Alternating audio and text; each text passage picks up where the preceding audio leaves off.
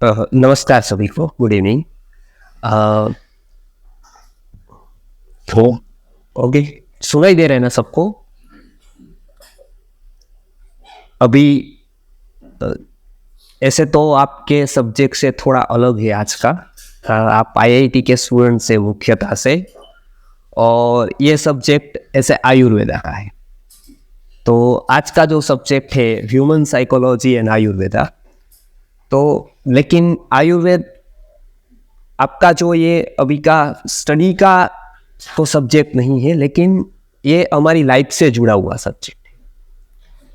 इसके लिए ये आपको जानना बहुत ज़रूरी है कि आप जिसका उपयोग कर रहे हैं, हम लोग जिसका उपयोग कर रहे हैं, वो शरीर और माइंड,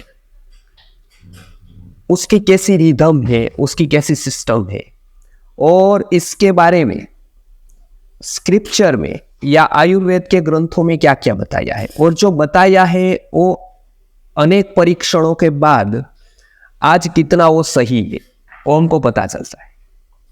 तो थोड़ी बातें मैं सबसे पहले उसकी करूंगा कि जो आज जितने भी इस क्षेत्र के एक्सपेरिमेंट्स हुए हैं या अभी तक जो वैज्ञानिक परीक्षणों से सिद्ध हुआ है, क्योंकि आप उस दृष्टि से उसको देखते हैं तो वो कितना सही है।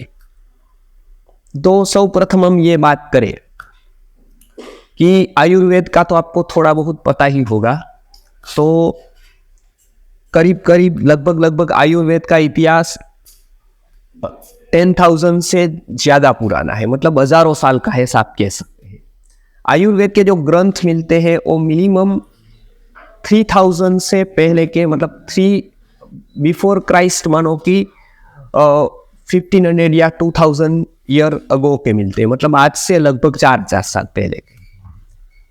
तो उतना तो अभी मिल रहा है लिखा हुआ, और उस समय लिखा गया है सब जब कागज, शायद पेन की शोध नहीं थी, कागज भी इतने अवेलेबल नहीं थे, और उस टाइम ये सब स्क्रिप्चर लिखा गया, सब साहित्य लिखा गया।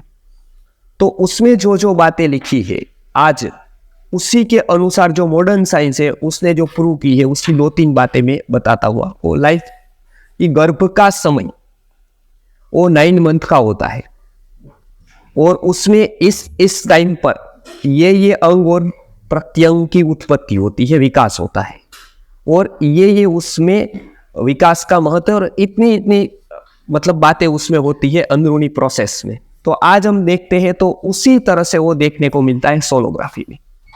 लाइक फर्स्ट मंथ में, सेकेंड मंथ में, थर्ड मंथ में, फोर्थ मंथ में, फिफ्थ मंथ में इसी तरह से दिखाई देता है।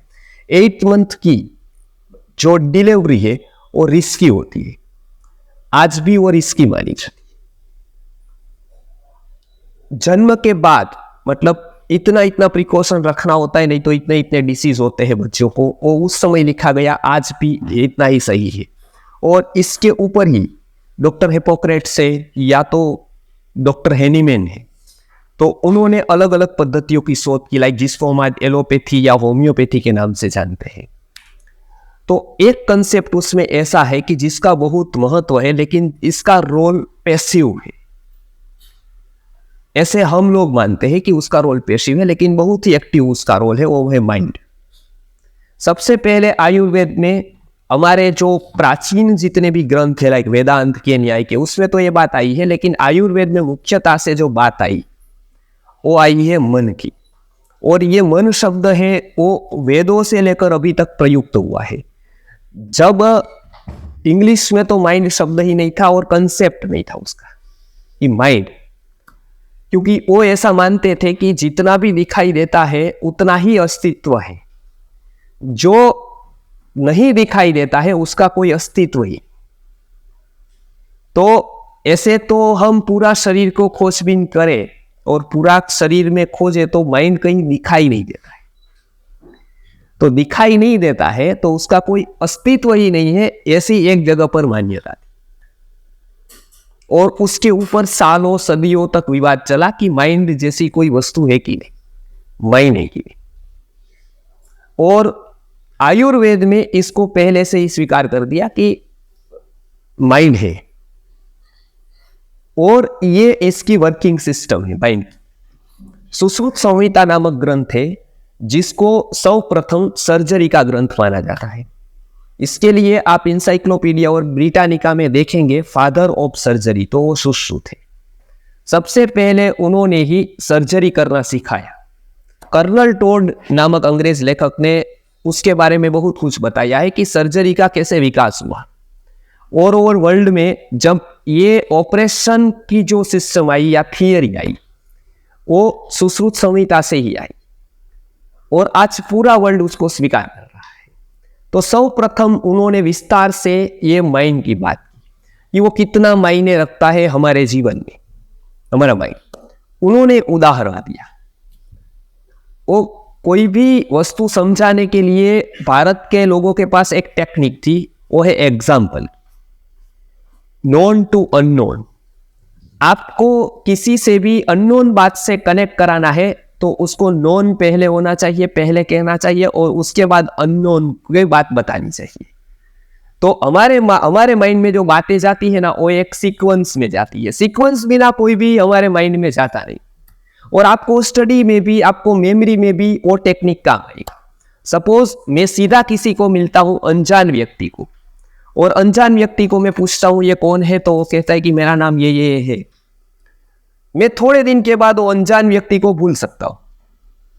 लेकिन कोई मेरा नॉन है और वो व्यक्ति मुझे इसकी पहचान कराता है, वो नॉन है व्यक्ति, और वो पहचान कराता है कि ये मेरा कलीग है और इसका नाम ये है, तब वो जो मेरे माइंड में जाता है वो बहुत दिनों तक स्टोर रहता है। क्यों? क्योंकि वो नॉन टू अननोन गया है, वो सीधा अननोन गया है और वो नोन वाया नोन थ्रू गया है। तो इसके लिए ये आज भी साइकोलॉजी में स्वीकार किया गया है कि ये टेक्निक बहुत ही उत्तम है। और यही टेक्निक से आयुर्वेद हमारे यहाँ सिखाया जाता था। आयुर्वेद ही नहीं, बहुत सारे सब्जेक्ट सिखाए जाते थे जिसकी 26 मेथड थी साइकोलॉजी की सिखाने के लिए कि आपको किस तरह से सिखाना है। सिखाने के सब्जेक्ट इतने आसान हो जाते हैं यदि उसकी मेथड सही हो और इजी हो। और यदि उसकी मेथड इजी नहीं है तो कितना भी इजी सब्जेक्ट है वो कठिन हो जाता है। तो सुश्रुत मुनि ने सर्वप्रथम यह बात बताई कि बहुत सारे साइंटिस्टों ने इस पर प्रयोग किए।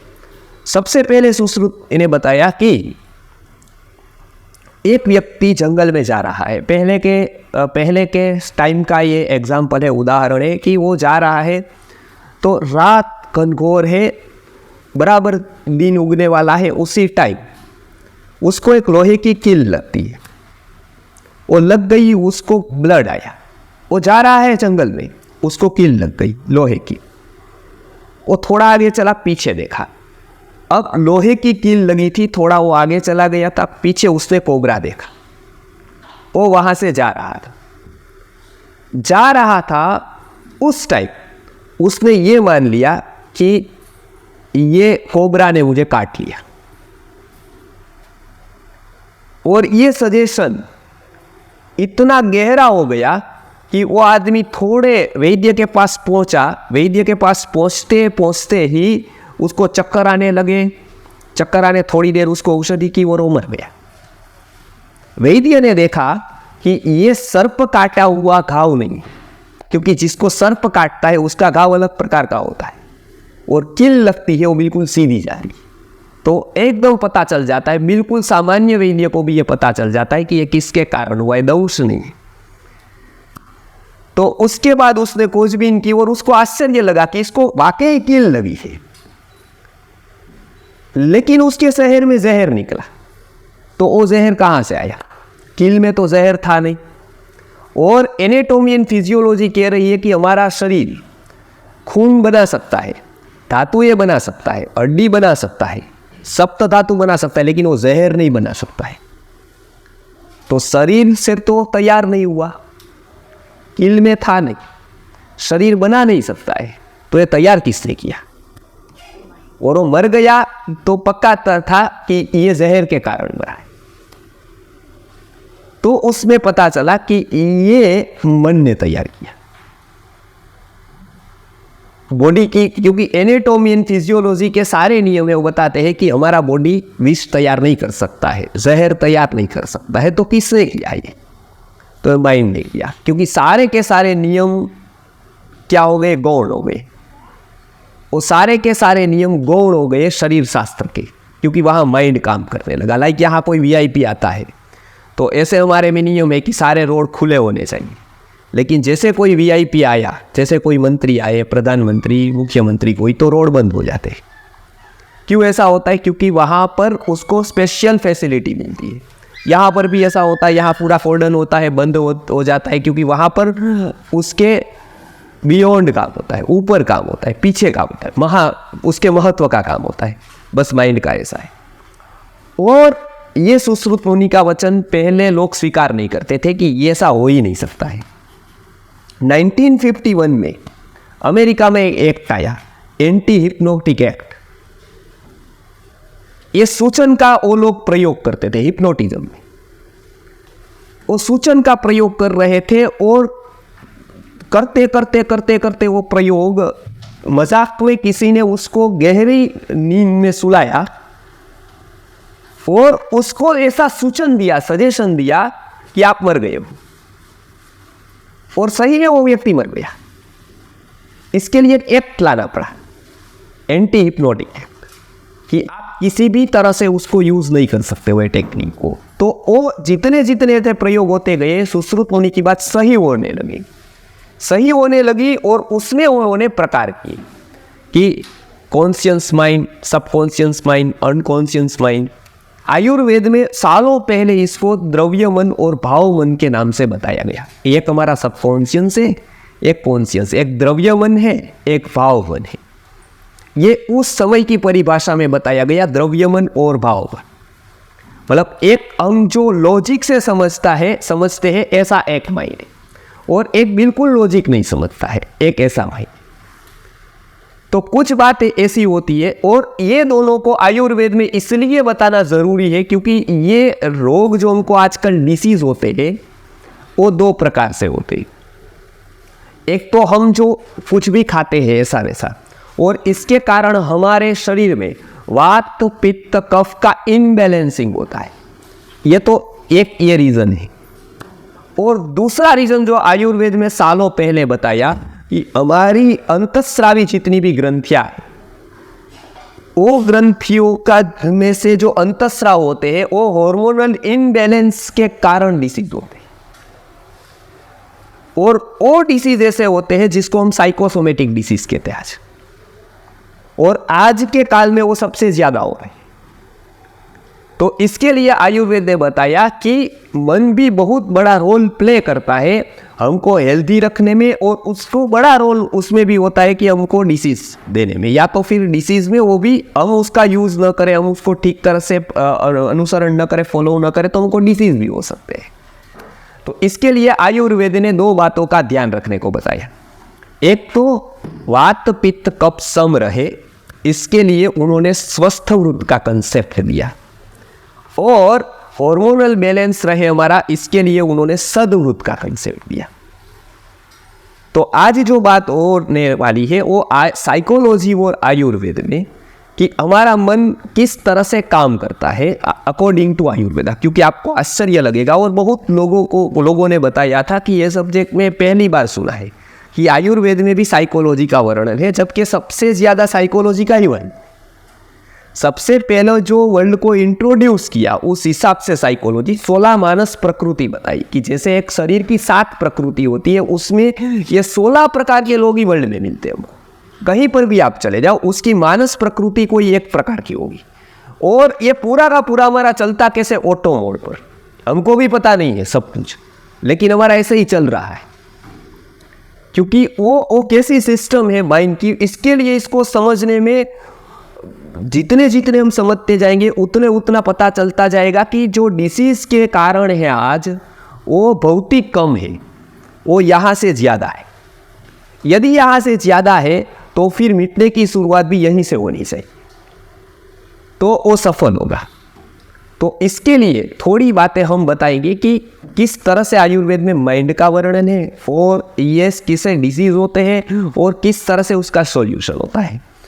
आज का जो कार्यक्रम है उसमें 2-3 बातें महत्व की है। एक तो है नाड़ी चिकित्सा, जो अभी हमारे जो वैद्य आए हैं उसको ट्रेनिंग दी जाती है, उस प्रकार से नाड़ी से कैसे आपके अंतर मन से लेकर शरीर के अंतर के भाग के जितने भी दोषों का इनबैलेंसिंग है वो क्या क्या बता रहा है, बराबर है। और बहुत लोगों के अनुभव है जो इससे पता चल जाता है कि आपको क्या क्या डिसीज है। एक बात तो वो हमारा एक विशेष विषय है जो हम करते हैं, लेकिन इसके पीछे हमारा कोई मोटिव ऐसा भौतिक नहीं, मटीरियल नहीं, ये केवल हमने एक सेवा के लिए रखा है कि एक लोगों की सेवा हो। इसके लिए पूज्य गुरुजी ने, विश्वनाथ गुरुजी ने आयुर्वेद के एक कंसेप्ट को जीवन दान दिया है।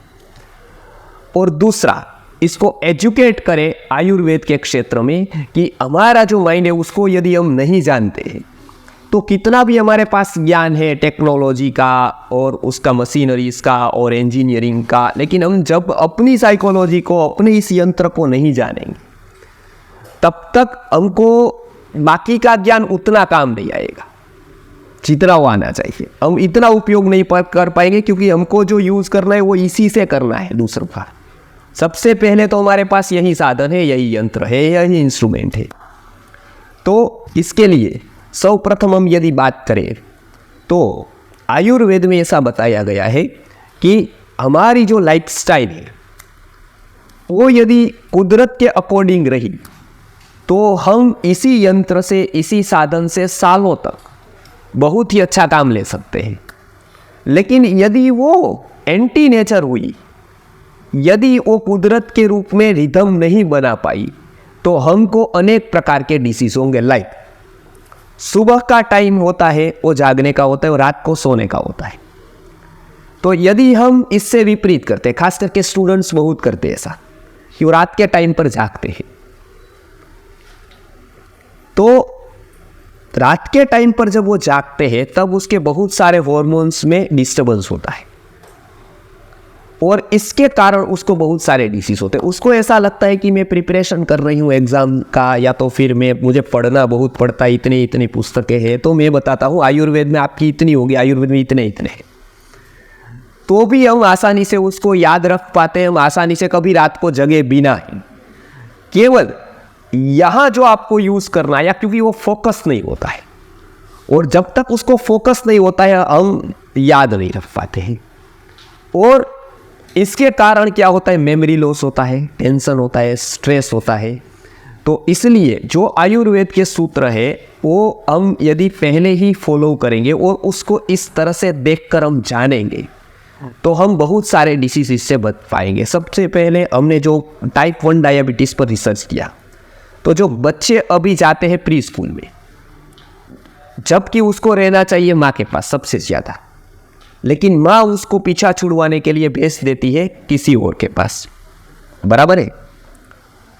माँ को पीछा छुड़वाना है उससे, क्योंकि 2 बच्चे हैं और दोनों शरारतें करते हैं, झगड़ते हैं, तो उसको क्या आसानी है, उसको आसानी एक को भेज दिया, तो छोटे को भेज दिया तो बड़ा कुछ करेगा नहीं, तो उसको भेज देते हैं। अब वो अपने 2 बच्चे को नहीं संभाल पाती है तो प्री स्कूल में भेज देती है। अब जो वहाँ जो संभालती है वो कौन होती है, तो कोई 18 साल की युवती होती है, 20 साल की युवती होती है, 22 साल की। अब वो ऐसे 30 को संभालती है जिसको एक का भी अनुभव नहीं है। अब वो ऐसे 30 को संभालती है तो कैसे संभाल पाएगी, तो डांट कर, डपट कर, डरा कर। उसके कारण आज बेंगलुरु में हमारा शिविर था तो बहुत सारे बच्चे हमने टाइप 1 डायबिटीज़ के देखे, गुरुकुल में ले रहे ट्रीटमेंट। अभी क्या कारण था पता है आपको, प्री स्कूल में भेजने से बालकों को शौक होता है, मतलब वो इनसिक्योरिटी फील करते हैं और एक भय, व्यक्ति में एक भय आ गया तो मानो कि उसके पूरे के पूरे डिसीज होंगे उसको, क्योंकि एक फियर, तो वो बहुत ही हमारी एनर्जी को डिस्टर्ब करता है, एक फियर। इसके लिए भगवत गीता आपने पढ़ी होगी, उसमें दैवी गुणों का जो वर्णन किया गया है उसमें सबसे पहले अभय का बताया है, क्योंकि जब तक अभय नहीं है तब तक स्पिरिचुअलिटी का कोई आरंभ ही नहीं। जहां पर आप एक खुले मन से नहीं है, जब तक आप ऐसे फ्री नहीं है, तब तक कुछ ना कुछ बंधन है। जब फियर है पहले, और वो बहुत सारे डिसीजेस का कारण है। और आज आपको जानकर आश्चर्य लगेगा कि पूरा मेडिकल का जो स्कैंडल चल रहा है वो ये भय के ऊपर चल रहा है। वो ऐसा मानते हैं कि आपको डराएंगे तो आपसे से ज़्यादा ले पाएंगे, आपको डराएंगे तो आपको बीमार रख पाएंगे, यदि आप डरे नहीं तो आप बीमार नहीं। इसके लिए साइकोलॉजी का पूरा यूज होता है। इसके लिए हमारे जो ऋषि मुनि थे वो बहुत बड़े ज्ञाता थे साइकोलॉजी के, और इसलिए उन्होंने अपने हाथ में बहुत सारे व्यापार उनको आते थे, बहुत सारी कलाएं आती थी, स्थापत्य आता था, शिल्प आता था, बहुत सारा आता था। वो सब उन्होंने फ्रीली दे दिया सबको। लेकिन दो बातें अपने हाथ में रखी, एक तो शिक्षा और एक स्वास्थ्य, क्योंकि ये दोनों में यदि कोई भी प्रकार का भ्रष्टाचार हुआ तो वो मनुष्य को केवल आर्थिक नुकसान नहीं करता है, केवल शारीरिक नुकसान नहीं करता है, केवल मानसिक नुकसान नहीं करता है, उसको पूरा का पूरा नुकसान कर देता है। इसके लिए वो दोनों लोग सात्विक लोग थे, उसी फील्ड में वो जाते थे। लाइक किसी को डॉक्टर बनना है तो पूरा सात्विक था, क्योंकि उसका बहुत बड़ा रोल प्ले उसको करना होता है एक डॉक्टर बनकर। तो ये उसका महत्व था। आज क्या है, आज उसका उपयोग कहाँ हो रहा है साइकोलॉजी का? सपोज हमारे राजकोट में ऐसे बोर्ड लगाए जाते हैं, हॉस्पिटल उसका मतलब एडवर्टाइज करती है, तो वो बोर्ड कहाँ लगता है? तो जहाँ पर सिग्नल होता है बड़ा, मतलब 1.5-2 मिनट का। लाइक मेटोड़ा पर फैक्ट्री है और सारे लोग राजकोट में रहते हैं, इंडस्ट्रियलिस्ट, उसकी मेटोड़ा फैक्ट्री है। वो लोग शाम के वक्त 6-6:30 बजे वहाँ से निकल जाते हैं, 7 बजे वहाँ सिग्नल बड़ा लगता है, बहुत ट्रैफिक होती है वहाँ पर राजकोट में वो सिग्नल पर। तो वहाँ पर वो एक बोर्ड लगाया होता है लाल रंग की पट्टी में, वो लाइटिंग होती है, शाम का समय होता है और ड्राइविंग कर रहा है, वहाँ सिग्नल लगा है, सिग्नल रेड है। उस समय आप फ़ोन नहीं देख सकते हो, कुछ नहीं, उस समय बराबर आँख के सामने वो आता है, आपको सिर दर्द है, क्वेश्चन मार्क, आपको ट्यूमर हो सकता है, तुरंत कॉल करें। अब फैक्ट्री लेकर बैठा है तो सिर दर्द तो होने ही वाला है, क्योंकि कल मैनेजर नहीं है, कल मजदूर नहीं है, परसों वो नहीं है, तो सिर दर्द तो होने ही वाला है। उसके सबकॉन्शियस में क्वेश्चन मार्क के द्वारा डाल दिया, बराबर है। एक डिसीज आपके सबकॉन्शियस में चला गया अभी, और रोज आप पढ़ते हो उस पर, क्योंकि आपका वहां पर ही फोकस है और लाल लाइट है, तो कलर साइकोलॉजी के हिसाब से आपको अवेयर करता है, तो वो बराबर क्वेश्चन मार्क जाता है। और हमारा माइंड कहाँ सोचना शुरू करता है पता है? जहां क्वेश्चन मार्क हो। ये साइकोलॉजी का यूज कहाँ हो रहा है देखो, बराबर है, कहाँ हो रहा है? सीरियल आप देखते हो, उसकी टीआरपी कैसे होती है? बढ़ती है, आपके जीवन में उपयोगी नहीं होता है, बराबर है। लेकिन वो टीआरपी के लिए क्या करते हैं पता है? सीरियल का एंड कैसे करते हैं? सीरियल हुई, अभी आपने देखा आधा घंटा पौना घंटा हो गया, बहुत अच्छी सीरियल हुई, उसके बाद एक युवती वहां से गई, उसके पीछे 4 गुंडे पड़े, शाम का समय है, रात का समय है, धीरे धीरे वो दौड़ रही है, वो उसके पीछे दौड़ रहे हैं, बराबर है। दौड़े दौड़े क्या हुआ? आगे कुआं आ गया, तो चीख उठी, बचाओ, ऐसा करके। अब वो यार नेक्स्ट टोमोर क्वेश्चन मार्क हो गया, बराबर। अब वहां उसका पूरा हो गया, आपके माइंड में वो चालू हो गया कि क्या हुआ होगा उसका, बराबर है। वो चालू हुआ तो आपके माइंड में अभी से हुआ कि कल 1:30 बजे सीरियल आएगी, तो आज से ही आपका प्लानिंग चालू हो गया कि कल वो देखना है। उसको चालू कराना था, इसके लिए ये डाला। मैं अभी आयुर्वेद की बात करूं कि इस तरह से बहुत सारे डिसीजेस हमारे माइंड में डाले जाते जो एक्चुअली नहीं होते। एक्चुअली उसको उस तरह से सोचने पर भयभीत करके ऐसा मजबूर किया जाता है कि मैं एक रोगी हूँ, और धीरे धीरे वो मानने लगता है भयभीत होकर के मैं रोगी हूँ, तो वास्तव में वो रोगी हो जाता है। तो आयुर्वेद का ऐसा पहला नियम है, वो सजेशन का है सबसे पहले, कि वो सद्वृत्त का है। उसमें सबसे पहले क्या होता है कि मैंने जो बताया, नेचर के अनुसार हमारी साइकिल को रखो। नेचर जैसा है उस तरह से हमको सिग्नल मिलता है। जैसे कि पानी की ज़रूरत शरीर को रहे तो सिग्नल आता है प्यास दिखती है हमको। जैसे आहार की ज़रूरत होगी, न्यूट्रिशन की हमारे शरीर में कम होने लगे तो हमको भूख लग जाती। वो भूख लगी तो हमने आहार किया तो पच जाने लगता है और उसकी एक पूरी सिस्टम चालू हो जाती है, बराबर। वो पूरी की पूरी नेचर है, उसको पहले समझना है हमको अकॉर्डिंग टू आयुर्वेदा, क्योंकि आयुर्वेद ने इसके ऊपर सालों के सालों मेहनत की और उसको खोज निकाला है कि यह सिस्टम पूरा का पूरा इस तरह से काम करता है। सिक्स सेंस किस तरह से काम करती है हमारी, और वो यदि हम उसका उपयोग करें तो कैसे हम अनेक रोगों से मुक्त हो सकते हैं। हमको बहुत सारे डिसीजेज है, बस हम उसका यूज नहीं करते हैं, जिसको हम सिक्स सेंस कहते हैं, इसका हम यूज नहीं करते, वो ऐसे ही पड़ी। तो आयुर्वेदा में उसका वर्णन है कि वो किस तरह से। तो सबसे पहले इसके लिए नेचर के अनुसार हमको जीवन जीना चालू करना है। एक तो उठने का टाइम, सोने का टाइम, दूसरा भोजन में हम क्या करते हैं वो सबसे बड़ा रोल प्ले करता है हमारे जीवन में। इसके लिए गीता जैसे ग्रंथ में भी, जो एक स्पिरिचुअल लाइक ग्रंथ है, उसमें भी आहार के बारे में बताया गया।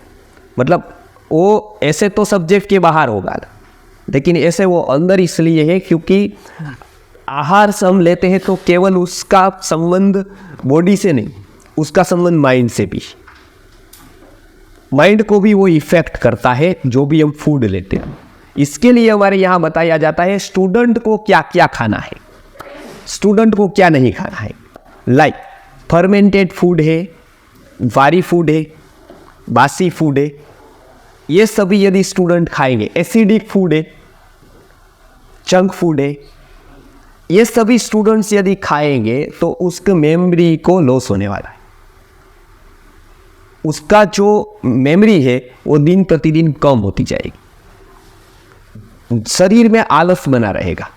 तो यदि उसको पढ़ना है, जैसे IIT वाले स्टूडेंट बैठे बहुत सारे, तो उसको पढ़ना है तो केवल माइंड नहीं, बॉडी भी उतना ही हेल्प करती।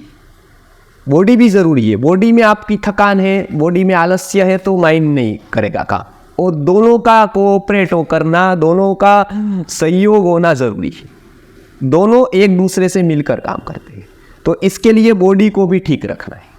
तो इसके लिए आयुर्वेद ने बताया फूड बहुत ज़रूरी है, और ये क्या डालना है क्या नहीं, इसके लिए आयुर्वेद ने पूरा रिसर्च किया। लाइक एक गाड़ी, और हमने पूरे के पूरे वहाँ पर हम कुतर्क करते हैं, लाइक कि ये क्यों नहीं खाना। हमारा जहाँ जहाँ पर भी प्रोग्राम होते हैं वहाँ पर लोग ये पूछते हैं कि ये क्यों नहीं खाना, वो क्यों नहीं, वो आप बताते हैं तो ऐसा क्यों वैसा क्यों। वही प्रश्न हम, गाड़ी आपने ली, बराबर, कोई भी प्रकार की गाड़ी लेते हैं आप, गाड़ी वाला निश्चित करता है कि इसमें पेट्रोल डालना है, इसमें डीजल डालना है। हम क्वेश्चन करते हैं कि भाई गाड़ी मेरी है, पैसे मेरे हैं, मैं पेट्रोल डालूं या डीजल डालूं, बराबर है। तो हम डीजल डालते कभी पेट्रोल वाली गाड़ी में नहीं डालते, और डालेंगे तो कंपनी को कुछ नहीं होगा, वो नुकसान हमको ही होगा, पता है। तो जितना हम गाड़ी का ख्याल रखते हैं उतना हमारा बॉडी का नहीं रखते, क्योंकि एक भी पेट्रोल गाड़ी वाला मैंने ऐसा नहीं देखा, ड्राइवर कितना भी अनपढ़ हो तो भी वो पेट्रोल की गाड़ी में नज़दीक पंप हो, सस्ता भी हो, तो डीजल नहीं डालता है। लॉजिक लगाए तो वो ऐसा सोच सकता है ना कि भाई इंजन है, उसको हीट चाहिए, एनर्जी चाहिए, और हीटिंग के लिए तो कोई भी ईंधन चाहिए। तो पेट्रोल क्या डीजल क्या सब संभव है, दोनों निकलते हैं वहीं से, अरब कंट्री से, दोनों एक जगह से आते हैं, दोनों समान है, तो चलो मैं डीजल डाल देता हूँ, क्या हो जाएगा। हमको पता है ना, जिन्होंने ऑटोमोबाइल पढ़ा है, इंजीनियरिंग पढ़ा है, उसको पता है क्या हो जाएगा उससे। तो इस तरह से हम फूड के बारे में उतने अवेयर नहीं। तो फूड का बहुत ही इफेक्ट हमारे पूरे के पूरी बॉडी पर होता है, माइंड पर होता है। तो ऐसे फूड बताए गए कि आपको जो माइंड डिस्टर्ब करते हैं, आपको जो नुकसान करते हैं, आपको हार्मोनल इनबैलेंस करते हैं, किसी भी तरह से बनाया जाएगा, किसी भी तरह से उसको पकाया जाएगा, किसी भी को मिक्स किया जाएगा और आपको दे दिए तो आप खा तो सकते हैं, लेकिन अंदर में जो प्रोसेस होनी चाहिए वो प्रोसेस प्रॉपर नहीं होती है, और इसके कारण हमको बहुत सारे डिसीज होते हैं, कैंसर तक के डिसीज होते हैं, एक फूड की हमारी अवेयरनेस नहीं होने के कारण। तो इसके लिए थोड़ी बातें मुझे आज बतानी है कि माइंड पर कैसे इफेक्ट करता है। और इसी तरह का आपको एग्जाम है या तो आपको अच्छा पढ़ना है और आप एक फूड पैटर्न फॉलो करेंगे जो हम बनाते हैं उसको स्टूडेंट्स के लिए, वो यदि फॉलो करेंगे आप जानेंगे कि 20 to 30% आपकी मेमोरी बढ़ गई। आपका शरीर में जो बहुत ही आलस्य रहता था या तो फिर भारी लगता था या कंटाला आता था या ऐसा कुछ भी होता था, मन नहीं होता था पढ़ने का, नींद आती थी, वो सब चला जाएगा। क्योंकि वो सभी किसके कारण है? बॉडी में टॉक्सिन्स है इसके लिए। तो वो बहुत ज़रूरी है आप फूड को प्रॉपर फॉलो करें, आयुर्वेद की डाइट सिस्टम जो है उसको आप फॉलो करें। तो ये बहुत मायने रखता है और इसका इफेक्ट मन पर भी उतना ही होता है। केवल वो बॉडी के लिए ज़रूरी नहीं है, वो माइंड के लिए भी इतना ही ज़रूरी है। तीसरी बात मैं बताता हूँ, एक सूचन, सजेशन का बहुत महत्व है। मतलब आप रोज क्या सोचते हो, क्या देखते हो, वो सब कॉन्शियस पर बहुत इफेक्टिव होता है। आज पता है आजकल आप साइकोलॉजी का जो उपयोग होता है वो पैसिव एड पर हो गया है। आज पहले क्या होता था, एक्टिव एड का ज़माना अभी तक है, अभी जो आएगा वो पैसिव एडवर्टाइज का आएगा। एक्टिव एड क्या होती है? आपको कोई भी एक वस्तु डब्बा लेकर वो दिखाता है कि ये मेरी प्रोडक्ट है, ये मेरी गाड़ी, ये ले लो, ये इससे इतने फायदा है, ये है, वो सभी कुछ उसका गुणगान गाता है, बराबर। प्रोडक्ट दिखाकर या उसको एक्टिवेट कहते हैं, जो आपको दिखाई सामने से, बराबर है। तो उसमें आपका तर्क होता है, आपका माइंड क्या कहता है उसको देखकर कि भाई उसको उतनी प्रोडक्ट है, इसके लिए वो बता रहा है, ये इसकी है, इसके पीछे इतना लगाया, इसको बेचना है, इसके लिए कर रहा है, इसको ये करना है, इसकी स्ट्रेटेजी इसके लिए बता रहा है। एक्चुअली वहाँ तर्क आप करते हो तो आप पर वो इतना इफेक्ट नहीं करती। दूसरा एक तरीका क्या है? दूसरा एक तरीका ये है कि एक हीरो को उकसाया जाता है एक पिक्चर में, बराबर है। वो पूरा का पूरा जो आपका अट्रैक्शन जहाँ जहाँ पर भी है वो सब कुछ वो हीरो में दिखाया जाता है, बराबर। Like six pack body, like उसकी चाल, लाइक उसके डायलॉग्स, वो अलग अलग जगह पर आपको देखने को मिलते हैं। एक आदमी में वो सब कुछ देखने को नहीं मिलता है, लेकिन पिक्चर में वो सब कुछ एक ही के पास आपको देखने को मिलता है। आपका जितना भी गुण है उसका लिस्ट कर लो, सब वहाँ देखने को मिलता है। फिर उसकी चाल, उसके डायलॉग की स्टाइल, तो आप क्या होता है, आपका कॉन्शियस वहाँ एकाग्र हो जाता है, बराबर है। उसका प्रभाव हमारे पर पड़ जाता है, बराबर। वो टक टक टक करके वो 4-5 गुंडे को मार कर आता है और उसके बाद वो दरवाजा खोलता है मर्सिडीज का। अब हमारे सब कॉन्शियस में वो मर्सिडीज गाड़ी का जो पिक्चर देखा ना वो चला गया। सूरत वाले इंडस्ट्रियलिस्ट ने वो देखा तो सब कॉन्शियस के पास लॉजिक नहीं है, तो क्या मानने लगा, ये हीरो है, एक्टर है और गाड़ी चला रहा है, ऐसा मानने की बजाय वो क्या मानने लगा, ये मर्सिडीज वाला इसके लिए हीरो है, तो मुझे भी हीरो बनना है तो क्या करना पड़ेगा, मर्सिडीज लेनी पड़ेगी। ये हो गई पैसिव एड। आपको पता है ये टी शर्ट में से ही नहीं लिखते, यहाँ पर लिखते हैं कोई भी पेप्सी, यहाँ कोला लिखते हैं। आपको लगेगा इधर लिखने से क्या हो जाएगा, लेकिन वो प्रॉपर स्थान पर लिखते हैं कि जहाँ पर आपकी नज़र जाए, और वो सेंचुरी करता है। सेंचुरी करते करते आपका माइंड उसको देखता है, वो हीरो को देखता है, और उसने जो पहने हैं शूज, उसने पहने हैं कपड़े, उसमें जो लोगो है, उसमें जो नाम है, वो आपके सबकॉन्शियस में चला जाता है। धीरे धीरे आप वो करने लगते। इसके लिए इतने व्यसन है, इसके लिए इतना सब कुछ युवा पीढ़ी आज कर रही है, जो उसके शरीर को नुकसान है, बॉडी को नुकसान, मतलब माइंड को नुकसान करता है, वो भी वो फॉलो कर रहे। क्यों? क्योंकि उसके सबकॉन्शियस में वो जा रहा है, उसका उपयोग वहाँ हो रहा है, उनको पता नहीं। क्योंकि वहाँ पर हमारा कॉन्शियस काम नहीं करता है, लॉजिक काम नहीं करता है, वहाँ पर हम बिल्कुल अनपढ़ है। यदि क्षेत्र सबकॉन्शियस का आया तब हम बिल्कुल अनपढ़ है, तब हम IT वाले नहीं है, तब हम डॉक्टर नहीं है, तब हमें इसके लिए कोई भी गुंडा यहाँ से उठाकर गया और पिक्चर आप देखने गए, आप भी रोने लगोगे। जबकि आपको पता है कि इसको उठाने के लिए पैसे भी दिए हैं, ये सभी एक्टिंग कर रहे हैं, ये सब कुछ आपको पता है। आपको फिल्म इंडस्ट्रीज पता है, कहाँ शूट होता है वो पता है, लेकिन उस टाइम आप रोए क्यों? और कोई हमारे सौराष्ट्र में तो उस समय मनोती भी मान लेता है, भगवान इसको छुड़ा दे। 4-5 गुंडे उसको पकड़ने आते हैं तो उस टाइम मनोती मानते हैं कि मैं चोटीला चल कर आ जाऊँगा, चलाराम मंदिर पर आ जाऊँगा, तो उसको छुड़ा देना, बराबर है। क्यों? उस टाइम हम नहीं होते हैं, उस टाइम हम डॉक्टर नहीं है, उस टाइम हमें नहीं। इसके लिए ये पूरी स्टोरी टेलिंग, और ये पूरा वर्ल्ड इसी से चल रहा है। देखो आप सिंगापुर देखो या USA देखो, ये पूरा का पूरा पिक्चर है क्या, स्टोरी, उसमें सच्चाई नहीं है। बस ये जो चल रहा है उसका यूज हम हेल्थ के लिए कैसे कर सकते हैं, वो आयुर्वेद का सब्जेक्ट है। उसका हम हेल्थ के लिए कैसा कर सकते हैं। तो सबकॉन्शियस माइंड में आयुर्वेद में बताया कि नित्य रोज ये सोचना है हमको कि मैं हेल्दी हूँ और मैं हेल्दी होता जा रहा हूँ, और इतना ही नहीं उसको फॉलो करना है आपको। लाइक आज आप जो भी जानेंगे उसमें आपको तो ही आपका सबकॉन्शियस उसको फॉलो करेगा।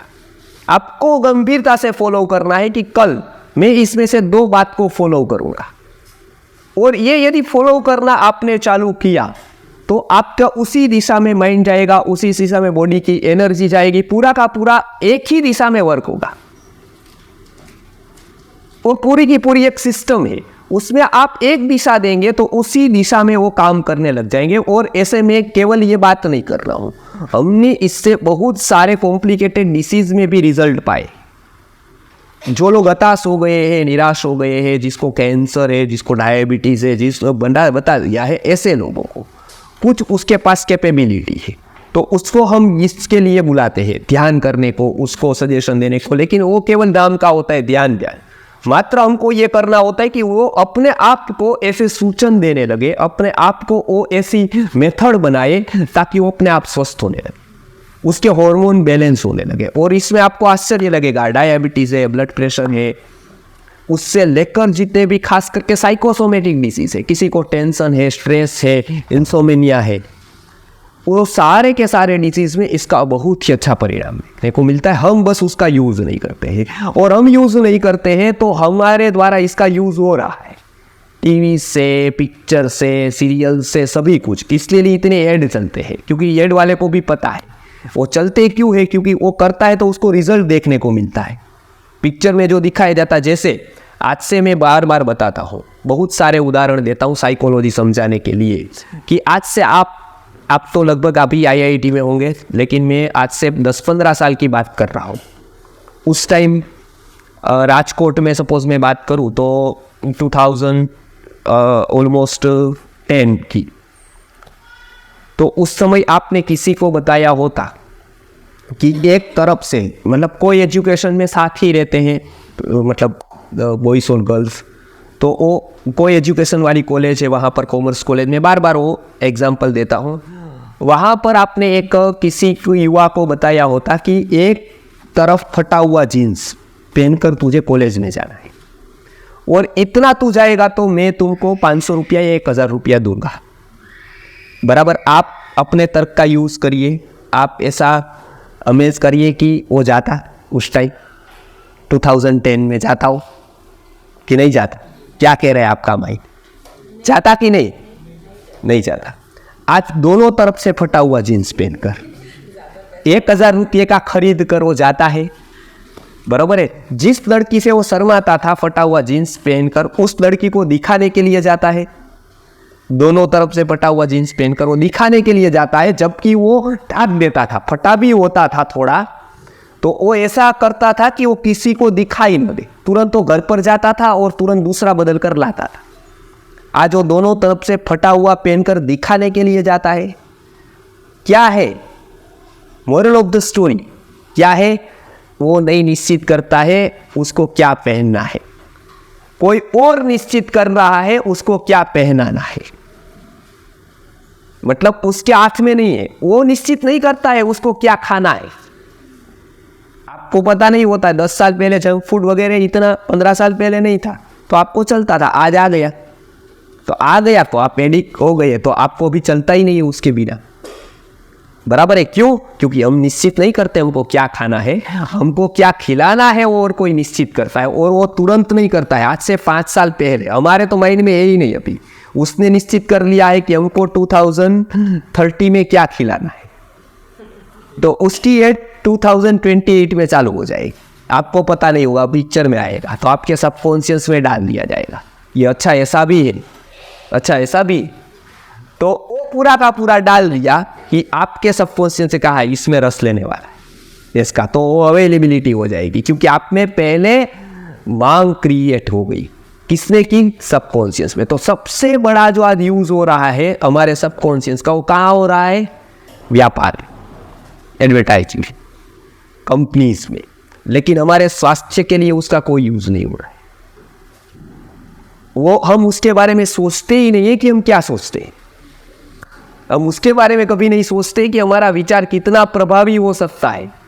इसके लिए आप देखो, पहले व्यक्ति को सोने की कीमत पता नहीं थी, सोना था, लेकिन उसकी कीमत पता लगने में कितनी सदियां चली गई, और वो सदी भारत के लिए बहुत ही वो ज्ञान फायदाकारक हुआ, क्योंकि यहाँ मरी मसाले सब होता था, वो हम बेच के आते थे और उसके बदले में सोना लेकर आते थे। बराबर, भारत में बहुत सारा सोना इसीलिए आया, यहाँ की खदान से तो कम निकला, ज्यादा इस तरह से आया क्योंकि वो अज्ञान रहा कि मरी मसाला और सोना दोनों एक तोल पर तोल कर दे। पता नहीं था व्यक्ति को, सोना बहुत था, सोने की कीमत पता नहीं थी। उसके बाद क्या आया? उसके बाद जमीन की बात आई। जमीन की कीमत पता लगने में भी व्यक्ति को सालों लगे, हजारों साल लग गए, जमीन की कीमत पता नहीं चली। आज पता चल गई तो आज क्या हो गया? आज किसान पूरा जीवन में जो बोकर उगा कर बेचता था, पूरा जीवन की कमाई होती थी, वो आज इतनी जमीन से हो गई उसकी बेचकर। जमीन की कीमत पता चली, उसको पता चला कि आदमी बढ़ रहे हैं अभी, लेकिन जमीन नहीं बढ़ रही। ये तो 1 इंच भी हम बढ़ा नहीं सकते हैं, जितनी है उतनी ही है। तो उसको पता चल गया कि आदमी बढ़ेंगे, जमीन ज्यादा लगने वाली है, और जमीन ज्यादा लगने वाली है, मांग ज्यादा है, सप्लाई कम है, तो जमीन की कीमत भविष्य में बढ़ेगी। जमीन की कीमत पता लगने में जो हमारे सामने है उसको भी हजारों साल लगे। अभी तक हमको विचार की, सबकॉन्शियस की, माइंड की कीमत पता नहीं, क्योंकि वो भी हमारे ऐसे इतना ही नजदीक है। और वो जिस दिन पता चलेगी तब तक व्यक्ति और मेडिकल क्षेत्र में असाधारण बदलाव आ जाएगा। तब आध्यात्मिक क्षेत्र में भी क्रांति हो जाएगी, जब इसका महत्व उसको पता चलेगा, हमारे सबकॉन्शियस का। तो साइकोलॉजी का इतना महत्व है, हमारे विचार का इतना महत्व है।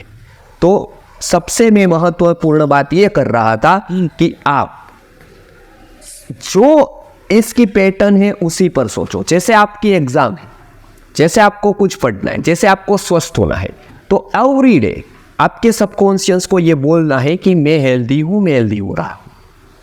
और वो सूचन आपका इतना, क्योंकि वो सजेशन पर काम करता है, लॉजिक पर नहीं। हमारा कॉन्शियस है वो लॉजिक पर काम करता है पूरा, सबकॉन्शियस है वो पूरा का पूरा सजेशन पर काम करता है। और आपको ये डेमो भी देखना है, तो हमारी एक शिविर होती है उसमें, जिसमें हम प्रैक्टिकल ये प्रयोग करवाते हैं। जैसे किसी बच्चे को सुलाना, वो बच्चों पर ज़्यादा इफेक्ट करते हैं, इसके लिए बच्चों पर हम ये प्रयोग करवाते हैं। जैसे बहुत सारे प्रयोग ऐसे हैं कि जैसे कल्पना शक्ति को आपने जो पढ़ा है उसका आप इमेजिनेशन कर सकते हैं, क्योंकि ये आपने वो पिक्चर बना लिया और माइंड में डाला तो आप जल्दी याद कर पाओगे उसको। सजेशन आपने ऐसा दिया, जैसे बच्चों को सजेशन देते तो तुरंत स्वीकार कर लेते, क्योंकि लॉजिक कम होता है उसमें, वो फॉलो करने लगते कुछ भी। तो उसको हम बहुत सारे प्रयोग ऐसे करवाते हैं कि उसको, मानो हम कहते हैं कि आपका बॉडी ऐसा हो गया, ठंड आ रही है, तो रीतसर उसका शरीर है वो इसी वातावरण में कांपने लगेगा। उसको गर्मी आपको लग रही है, तो वो हिप्नोथेरेपी एक प्रकार की, उसमें सजेशन दिया जाता है। और वो सजेशन का आयुर्वेद में भी उतना ही महत्व है कि आप क्या विचार करते हो, आप क्या पढ़ते हो, आप क्या सोचते हो। तो जो लोग अपने कैरियर बनाना चाहते हैं, जो लोग जीवन में स्वस्थ रहना चाहते हैं, अपने माइंड का पॉजिटिव यूज करना चाहते हैं, उसको एक बात ऐसी करनी है, आप जी हमारी जो एनर्जी वेस्ट जा रही है, बहुत सारी एनर्जी वेस्ट जाएगी, तो क्या होगा पता है? वो फोकस कहीं नहीं कर पाते। आज की समस्या ये है, वो कंसंट्रेशन नहीं कर पाते, एकाग्र नहीं बन पाते। जैसे लाइक सन है, उसके रेज आते हैं, उसके रेज को हम एक ग्लास में लेकर यदि एक कागज पर डालते हैं तो कागज जल जाता है। और यही सन यदि 1000 साल तक तपता रहे तो कागज जलता है कि नहीं जलता है? नहीं जलता है। 48 डिग्री सफिशिएंट नहीं है उसको जलाने के लिए। लेकिन वही आपने यदि ग्लास में कर दिया तो क्या हो गया? पूरे के पूरे फोकस हो गए, कॉन्सेंट्रेटेड हो गए, अब वो कागज तुरंत जल जाएगा। उसी तरह से एनर्जी का है, हमारी एनर्जी अलग अलग जगह पर, जैसे हम पिक्चर देखते हैं, आपको पता नहीं वो 3 घंटे नहीं गए, उसमें आपकी एनर्जी चली गई। केवल 3 घंटे जाते उतना नहीं है, आपकी एनर्जी चली गई। आपका सबकॉन्शियस और कुछ विचार करने लगा जो आपको नहीं करना चाहिए था, वो सेट होने में देर लगेगी। आप पेपर पढ़ते हो और कुछ करते हो और कुछ टाइम पास करते हो, तो सबकॉन्शियस को ये पता नहीं कि उसको करना क्या है। वो तब तक नहीं है, तब तक कंफ्यूज होता है व्यक्ति, और वो कंफ्यूज होता है तो बहुत सारे डिसीज भी उसको हो जाते हैं। तो इसके लिए हम स्टूडेंट्स को कहते हैं आयुर्वेदा के क्षेत्र में सबसे पहले एनर्जी को फोकस करना जरूरी होता है, एक ही फोकस कि यही करना है, और रोज लिखना जरूरी होता है, क्योंकि वो हम दिन प्रतिदिन यदि उसका दोहराएंगे तो आपको स्टडी में वो बहुत हेल्प करेगा, वो फोकस करेंगे। तो 3 बातें मैं बताया अभी। एक, नेचर के रिदम के साथ अपनी रिदम जोड़ो। रात को सोना है तो सोने का टाइम है तो पूरा विश्व मतलब पूरे प्राणी पशु पक्षी सब सो जाते हैं। कुदरत अकॉर्डिंग हमको सुलाना चाहते हैं, उसी हिसाब से हमारे हार्मोन्स होते हैं और उसी हिसाब से हमको नींद आ जाती है। हम लाइट भी चालू रखते हैं ना तो मेलेनिन नाम का जो उन्हें उसमें डिस्टर्बेंस आता है, इसके लिए शरीर को ये लगता है कि ये उजाला है, तो वो सोने में और जागने में शरीर निश्चित नहीं कर पाता। इसके लिए ये आपने देखा होगा, लाइट चालू है बाहर, आप सो गए हो तो भी आप ठीक से सो नहीं पाते, क्योंकि बॉडी को ऐसा लगता है कि वो दिन है। इसके लिए इतना वो सेंसिटिव है। तो पहले रात को सोना है, सुबह जल्दी उठना है। आयुर्वेद में उसमें बताया गया है कि यदि आप स्फूर्ति से सुबह उठ पाओगे 5-6 बजे ब्राह्म मुहूर्त में और उस टाइम पढ़ोगे तो आपको 3 से 4 टाइम 5 गुना ज़्यादा याद रहेगा। वो टाइम सबसे बेस्ट है, क्योंकि उस समय हमारा बहुत माइंड एक्टिव होता है, उस समय एकदम फ्रेश होते हो। जो लोग ध्यान चित्त एकाग्रता करते हैं उसके लिए भी वो बेस्ट टाइम है, वो लोग उसी टाइम को फॉलो करते हैं। वो एक ही टाइम होता है, क्योंकि माइंड है ना वो टाइम पर बहुत ही चलता है, बायोलॉजिकल क्लॉक है हमारे। आप देखो, आप 12 बजे भोजन करते हो तो आपको बराबर भूख 12 बजे लगेगी, चाहे घड़ी है कि नहीं है। और ये आप यहाँ से जब आप आउट ऑफ कंट्री जाते हो लाइक यूएसए, तो आपको 3-4 दिन 5 दिन यहाँ के 12 बजेंगे, आपको वहाँ भूख लगेगी। बॉडी को ये पता करने में तकलीफ होगी कि अभी कितने बजे है, उसको यही लगेगा कि ये इंडिया है।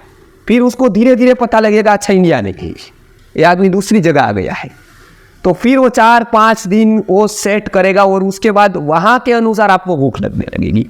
सोते हो, आप कभी सोए हो तो आपको लगेगा कि आप ऐसे संकल्प करके सो जाते हो, कल आपको एक महत्वपूर्ण फ्लाइट लेनी है, उसका टाइम 6 बजे का है और उसके लिए आपको 5 बजे उठना है और आपने अलार्म लगाया है और इतना महत्व का काम है, आपने इतना दिया है कि कल किसी भी हालत में 5 बजे उठना है। ऐसे नहीं कि मैंने आज बताया तो आपका सबकॉन्शियस इतना नहीं लेगा, क्योंकि उसमें क्या होता है पता है, दूसरा लॉजिक आप ये भी लगाएंगे कि ठीक है बता रहे हैं लेकिन अभी यहाँ चलेगा, हम बड़े होकर कुछ करेंगे, सेट हो जाएंगे, बाद में पूरा फॉलो करेंगे आयुर्वेदा को।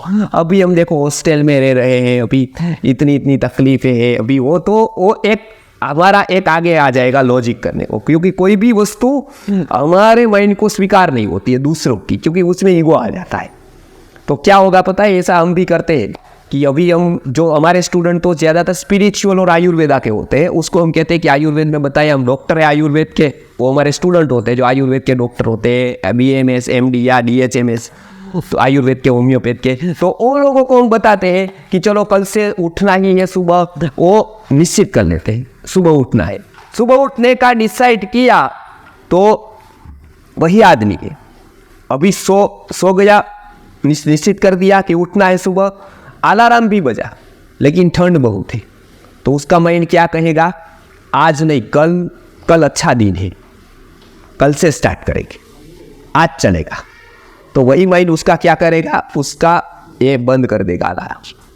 पर अलार्म बंद कर दिया कि बाद में 8 बज गई, 8 बज गए तो वही पछतावा करेगा, वो आज मैं जल्दी उठ गया होता तो इतना मिस हो गया। एक आदमी है, एक ही मन है, उसी ने निश्चय किया था उठने का, वही आदमी बदल देता है कि मैं कल से परसों से करूंगा, और वही फिर पछताता है कि काश कर दिया तो अच्छा है। ये कि आपको ये महत्वपूर्ण काम है और आपने दिया, तो आप पता है 5 बजे आपने अलार्म लगाया होगा तो 5 में 5 कम है तब आप उठ गए हो, अलार्म बजने से पहले आप उठ गए होंगे। आपको किसी को एक्सपीरियंस हुआ है ना ऐसा? बस वो क्यों हुआ है वो हमको पता है, किसने फॉलो, आप तो थे ही नहीं, 5 में 5 कैसे पता चला उसको कि अब इसका उठने का टाइम है? बहुत इमरजेंसी आपने दे दी है उसको, बस उसका यूज कहाँ करना है वो आपके अनुभव की बात है, ये कोई चमत्कार नहीं है। लेकिन ये सूचन बराबर फॉलो करता है, जितना गंभीरता से आप उसको देंगे उतना वो फॉलो करता जाएगा आपका, और उतनी इफेक्ट बॉडी में आती जाएगी आपकी। तो वो सबकॉन्शियस को क्या देना है, मतलब उसको पॉजिटिवली कैसे चलाना है वो तो पहला मैंने बताया, नेचर के अनुसार जितना वर्क करेंगे हम लोग जिएंगे उतना ही वो रिदम से काम करेगा। नहीं तो पहली रिदम बिगड़ जाएगी बॉडी और माइंड की। अभी देखो बहनों में वो बिगड़ गई, क्या बिगड़ गई पता है आपको? माइंड और बॉडी की बिगड़ गई, वो रिदम टूट गई। यूएसए में ऐसा हुआ है, अभी प्री मैच्योर मेंसेस आ रहा है, पता है आपको इसके बारे में?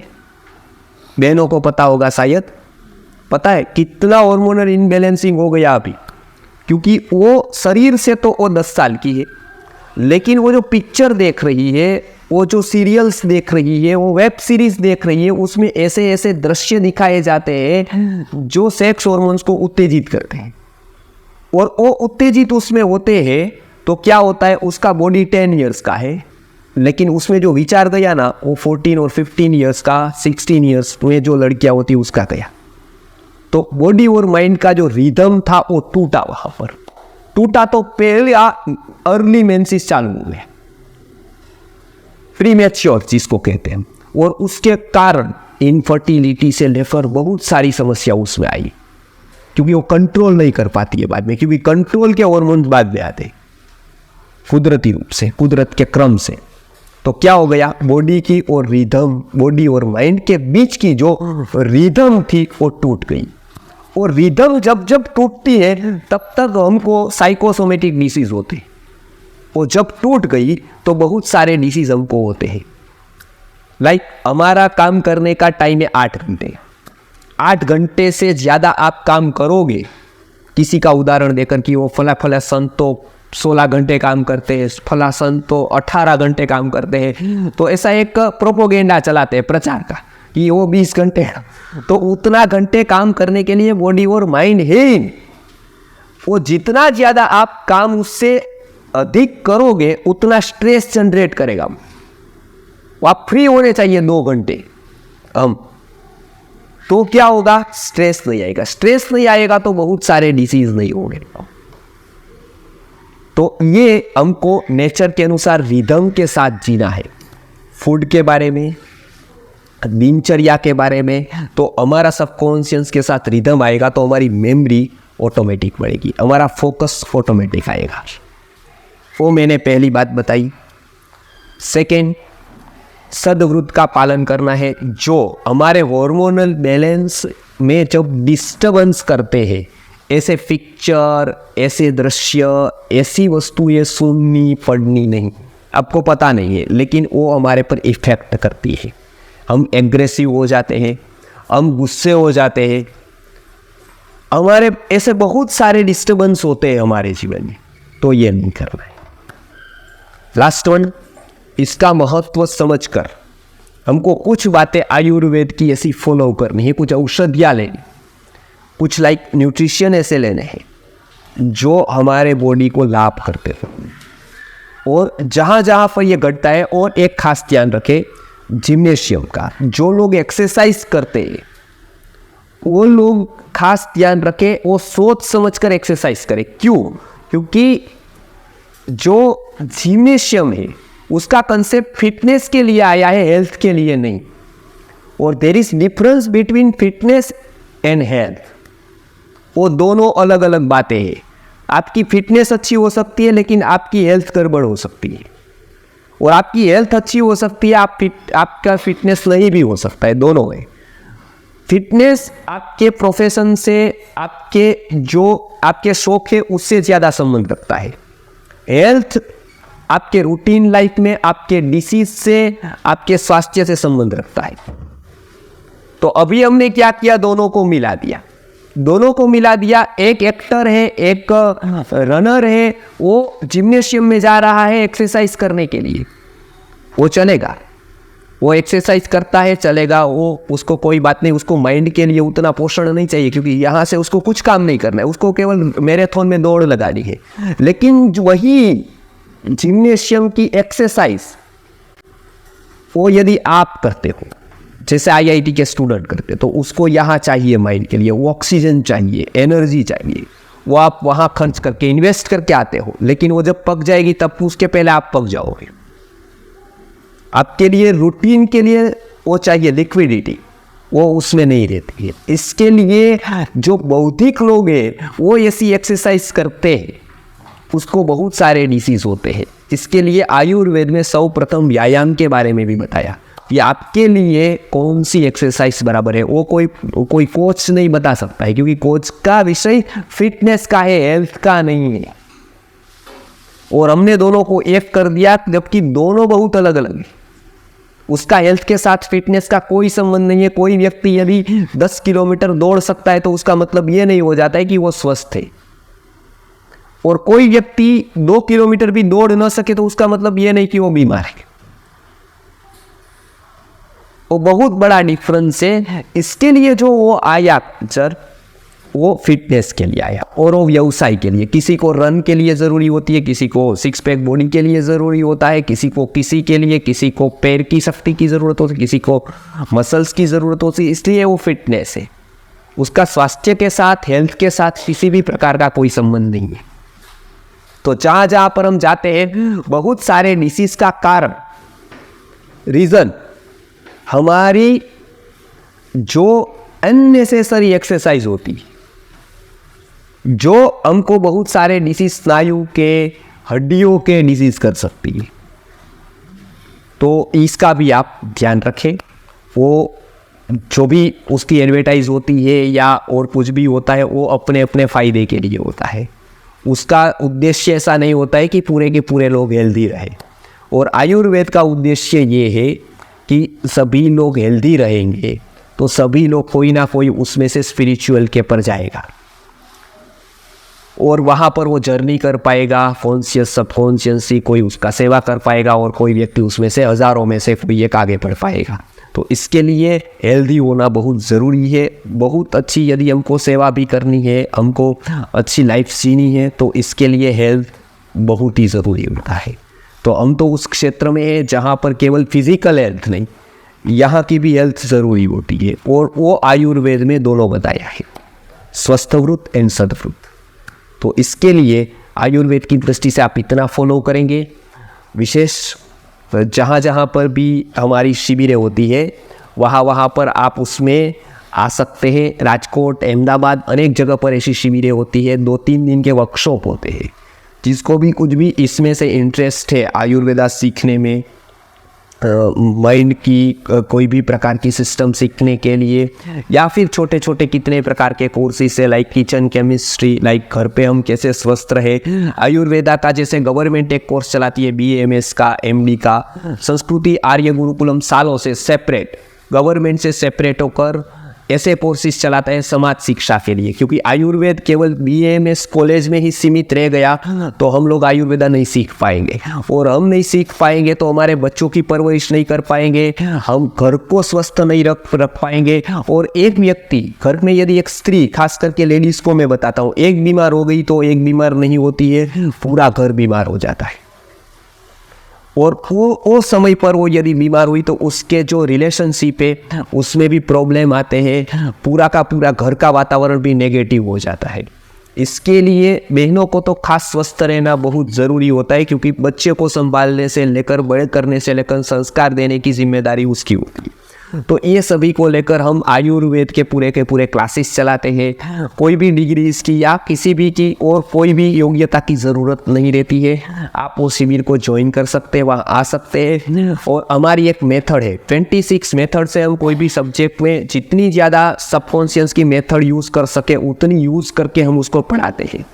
तो संस्कृति आर्य गुरुकुलम का शिक्षा के क्षेत्र में यह प्रदान रहा है। शिक्षा के क्षेत्र में हमको लगभग 4 अवार्ड मिले हैं बहुत बड़े, कि शिक्षा के अवार्ड में शिक्षा के ऊपर हमने संशोधन किया है, उसका भी आप लाभ ले सकते हैं। तो इसके लिए वेबसाइट है संस्कृतिगुरुकुलम.com, हमारी एप्लीकेशन है, प्ले स्टोर में आप जाएंगे तो संस्कृति आर्य गुरुकुलम नाम की ऐप है, उसको भी आप डाउनलोड कर सकते हैं। उसमें बहुत सारे वीडियोस है, आयुर्वेद के हैं और स्पिरिचुअल के भी बहुत सारे सब्जेक्ट है, तो उसको भी आप लाभ ले सकते हैं। बहुत सारी थेरेपीज भी हम वहाँ पर करते हैं कॉम्प्लिकेटेड डिसीज़ के लिए या क्रॉनिक डिसीज़ के लिए, तो उसका भी आप और लोगों को कहकर वो भी लाभ ले सकते हैं। तो अभी नाड़ी निदान की तो अभी चल रहा है। अभी आपके कोई क्वेश्चन है तो आप पूछ सकते हैं, तो उसमें मैं प्रयत्न करूँगा कि उसका मैं कुछ आंसर दे पाऊँ। ठीक।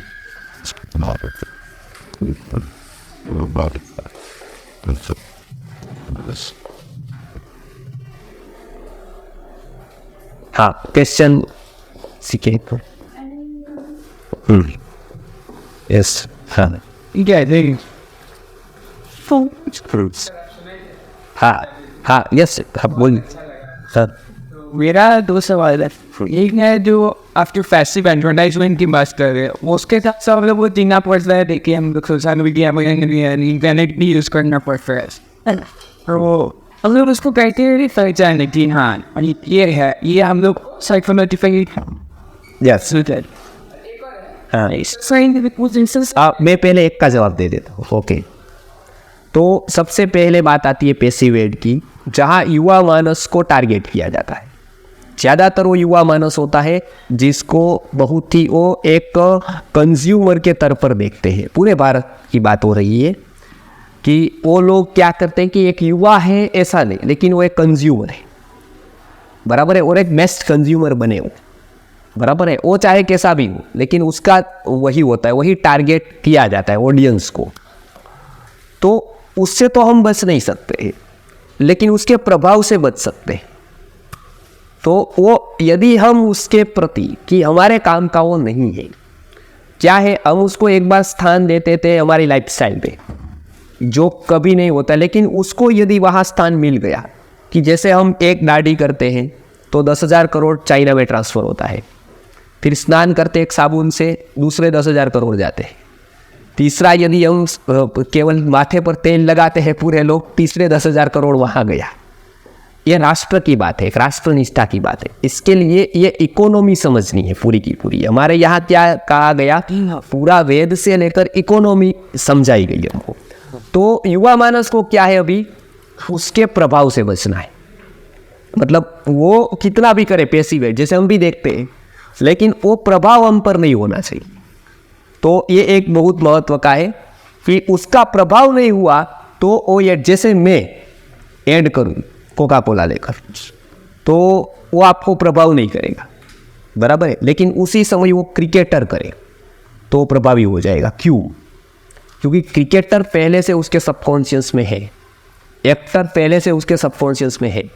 अब क्या होता है, वहाँ तक कुछ भी पहुँचाना है, सिगारेट पहुँचानी है, कुछ भी पहुँचाना है, बराबर है। तो क्या करते हैं, एक एक को देने नहीं जाते, एक के हाथ में पकड़ा देते, और उसके बाद इसके हाथ में पकड़ाई, उसके विरोध में पूरी डॉक्टर लॉबी, गांधी जी से लेकर सारे महापुरुष जो परस्पर विरोधी है, बहुत सारे विचार में विरोधी है, आचार में विरोधी है, बहुत सारों का फिलोसॉफिकली बहुत फंडा में विरोध है, लेकिन एक बात में तो कंप्लीटली एक वाक्यता में है, दारू के विषय पर है, सिगारेट वगैरह व्यसन के विषय पर सब महापुरुष एक ही कहते हैं। तो देखिए, गांधी जी से लेकर सब स्पिरिचुअल से लेकर पॉलिटिकल लीडर सब एक तरफ, वो एक तरफ है, एक ही बात बता रहे हैं सब। वो स्पिरिचुअल अलग अलग बात बता रहे हैं कि आपको कब सोना है, उठना है, क्या प्रार्थना करनी है, कौन से भगवान को मानता है, वो सब अलग अलग कह रहे हैं। एक कह रहे हैं कि ये भगवान बड़ा है,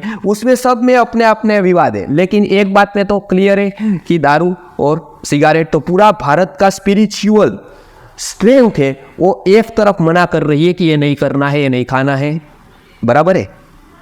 ये पूरा एक तरफ है, सोसाइटी पूरी एक तरफ है। कोई खुलकर नहीं कहता है कि दारू पीना है या सिगारेट पीना अच्छा है, कहता है कोई भी नहीं, बराबर है। तीसरा, पूरे के पूरे परिवार के लोग 50-60-70% में से उसकी वाइफ होगी वो भी मना कर रही होगी, उसकी माँ होगी वो भी मना कर रही होगी, पूरा का पूरा अपना सोशल लाइफ, फैमिली लाइफ पूरा उसके अगेंस्ट है। इतना होने के बावजूद कुछ बिगाड़ पाए हो?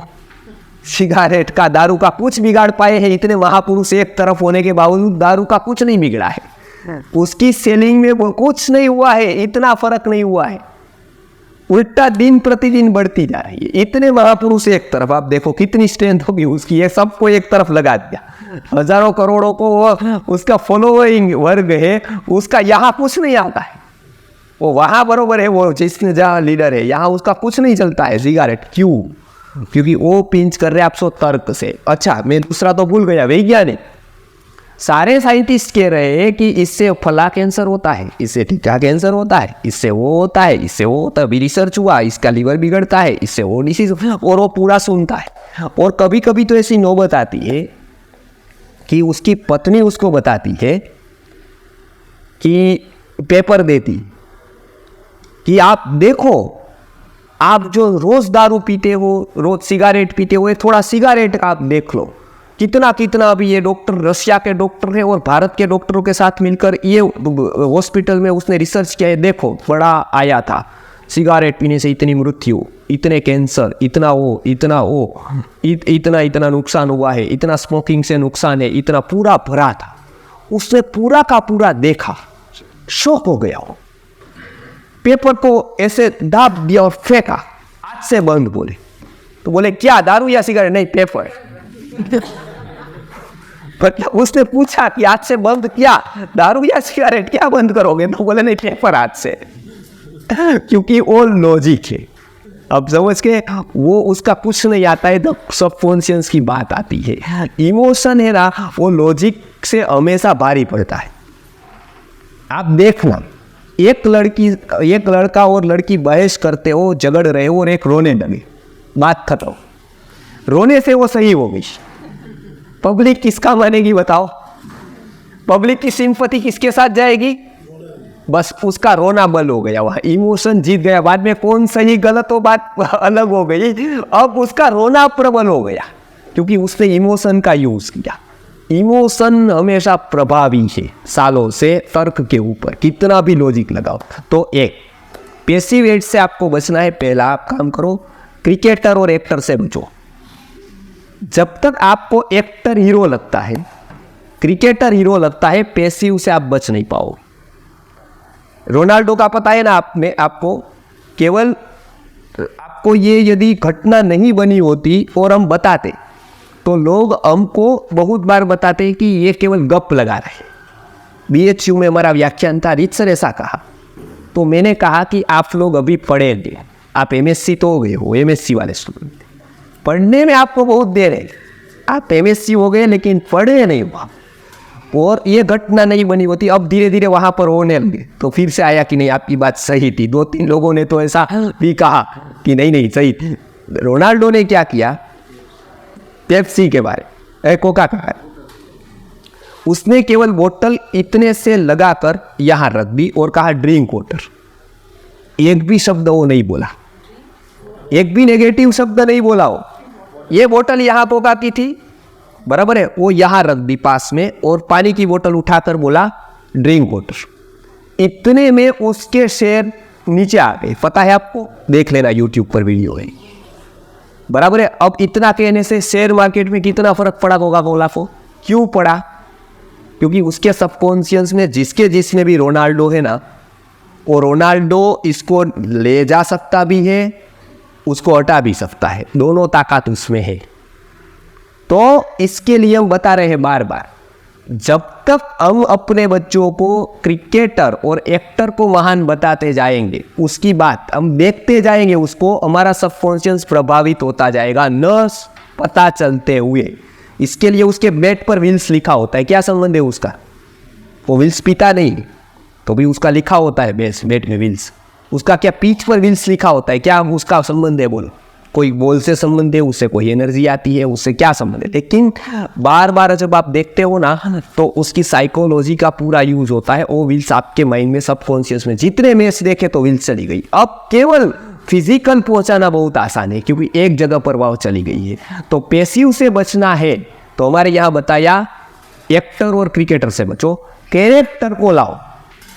आप कोई ऐसे व्यक्ति को फॉलो करो किसी भी फील्ड में, वो कैरेक्टर हो, बराबर। वो एक ही ताकत रखता है सबकॉन्शियस को जानने की, सबकॉन्शियस तक पहुंचने की। तो उसको बच्चों को भी हम ये बताते हैं कि आपको पहले ही अपने बच्चों को क्या करना है, कैरेक्टर का फॉलोअर बना देना है। तो ये महत्वपूर्ण दूसरा प्रश्न जी। तो पैसिव एड से बचना है।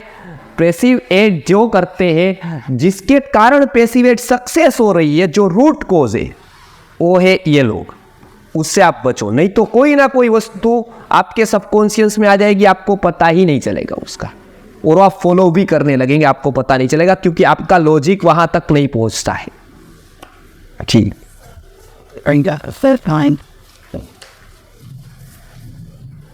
So, एक फीमेल अपने कैल्शियम डेफिशिएंसी और बहुत हो रही है जी। उससे रिलेटेड है। सो industry or a female deficiency रहती है। ऐसा नहीं है कि पहले गाता है तो भी गाता है। जी। यस। कैल्शियम डेफिशिएंसी से ओके। ये आज बहुत सारे प्रश्न इसके ऊपर होते हैं, लाइक विटामिन D3 की deficiency and calcium deficiency.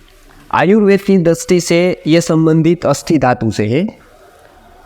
Ayurveda की जीवनचर्या में अस्थि धातु का विचार किया गया है पूरा, हड्डियों की संख्या, हड्डियों का स्ट्रक्चर, वहाँ से लेकर अस्थि धातु का पोषण क्रम, वो पूरा का पूरा बताया गया है आज से हजारों साल पहले।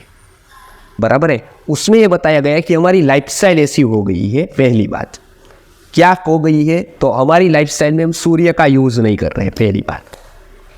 बराबर है। तो सबसे बड़ा स्रोत की हम उपेक्षा कर रहे हैं। तो रोज सुबह सूर्योदय जब होता है उस टाइम का सूर्य का जो किरण है उसको अरिष्ठा नामक किरण कहते हैं। वो 45 मिनट्स तक रहता है, और उसके ऊपर पूरा का पूरा रिसर्च हुआ है सन के ऊपर, सन के रेस के ऊपर। पहले 45 मिनट्स का यूज हमको कर लेना है, उसके बाद वो हार्मफुल हो सकता है हमको।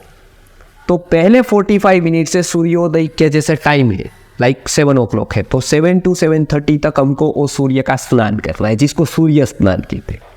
जैसे हम पानी से तो नहाते हैं, लेकिन ये एनर्जी हम नहीं ले पाते। वो अस्थि को सबसे ज़्यादा पोषण देती है। बराबर है। लेकिन हम उसका यूज़ नहीं करें क्योंकि वो मुफ्त में है और इजी है। और व्यक्ति का एक बहुत बड़ा वो लूफोल है कि जिसको वो इजी होता है ना और मुफ्त में होता है, उसकी वो कीमत कभी नहीं कर पाता है। बराबर है। वो तो एक साइकोलॉजी आपको पता ही हो। बराबर। वो हम पर भी काम कर रही है, तो इसका हम यूज़ नहीं कर रहे। तो पहले जिसको विटामिन D3 की, कैल्शियम की डेफिशिएंसी, हड्डियाँ दुख रही है, वो एक काम करें 1 महीना केवल, लेकिन विदाउट फेल, रोज करना है वो। क्योंकि आपको है ना एक रिदम बनाने के लिए नियमितता, मतलब आपका कंसिस्टेंसी होना बहुत ज़रूरी है। किसी भी बात की वो होनी चाहिए। बराबर है। तो ये एक काम करो कि हमारे गुरुकुल में स्टूडेंट आते हैं, उसमें बहुत सारे लोगों को ये तकलीफ होती है। हम दवाई देने से पहले उसको केवल ये रूटीन फॉलो कराते हैं, क्या कि रोज सूर्योदय से लेकर मतलब आधा घंटा उसको सूर्य स्नान करना है। बराबर। एक उसमें ऐड कर सकते हैं, सूर्य के किरण को एब्सॉर्ब करने के लिए आयुर्वेद में मसाज बताया है। आपके शरीर में यदि तेल का मसाज है, और उसके बाद यदि आप सन रेज को लेते हैं तो ज़्यादा एब्सॉर्ब होते हैं। तो इसके लिए मसाज करके आपको वो रेज लेने हैं, पहला। दूसरा, हमारा सबसे बड़ा स्रोत है वो कैल्शियम का दूध है। सारे गुण जो है ना वो दूध के। इसके लिए हमारे जीवन में एक स्थान था गाय के दूध का, लेकिन बाकी की बहुत सारी थियरी ऐसी आई और एक तरफ हमारा दूध विकृत हो गया। बराबर है। इसके लिए जो दूध है वो ओरिजिनल आज हमको मुंबई में तो लगभग नहीं मिलता है, लेकिन यदि आपको संभव है, अभी तो मिलने लगा है लगभग, तो आप गाय के दूध का यूज़ करो, प्योर। अभी जो आता है उसकी मैं बात नहीं कर रहा हूँ, क्योंकि उसकी जो प्रोसेस है ना वो आप देखोगे तो आप भी वो नहीं पियोगे, क्योंकि वो पहले पेस्चुराइज होता है, बाद में स्टरलाइज होता है, और लास्ट में वो जब ब्लीच होता है सब वो केवल वाइट एंड वाइट रहता है। आपने 10 साल पहले का पैकेट का दूध पिया हो और वो आप रखो, और आज का दूध कलर सेम होगा, जबकि नेचुरली दूध का कलर सेम नहीं होता है।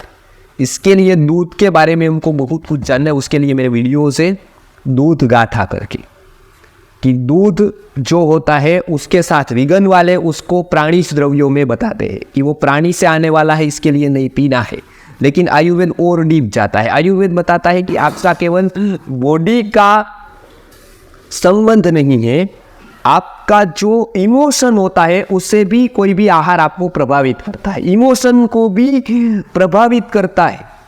लाइक अंडा किससे उत्पन्न होता है? सेक्स से। तो अंडा सेक्स फीलिंग बढ़ाता है क्योंकि वो उत्पन्न कहां से हुआ? सेक्स से। दूध कहां से उत्पन्न हुआ? वात्सल्य के भाव से।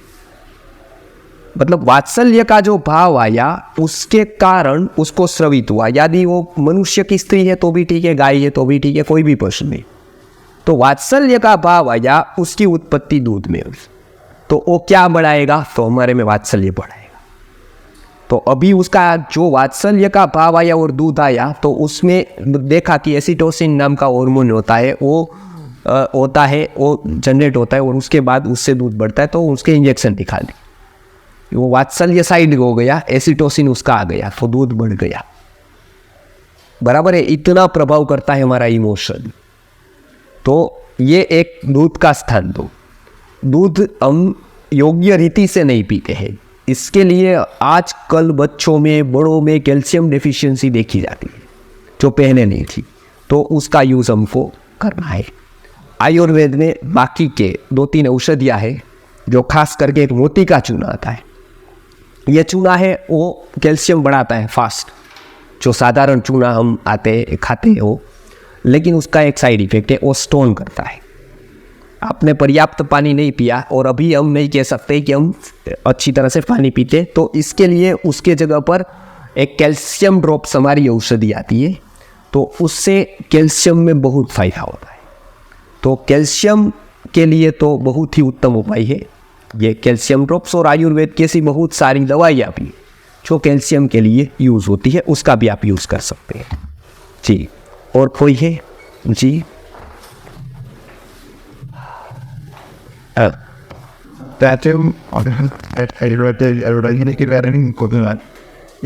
हमने कौन तो दिया कि हम पैसे को फोकस नहीं करेंगे, बट ये पॉसिबल कैसे है? ठीक, हम तो साइड के रह रहे हैं और हर टाइम कोई इमेजिन नहीं किया जैसे एग्जाम्पल मैं क्या देता जी। तो सुबह के शाम तक हर जगह वो बंदा जहाँ जा रहा है हर जगह उसी की बातें हो रही हैं। पॉसिबल नहीं कहते कि वो सुबह में रहे।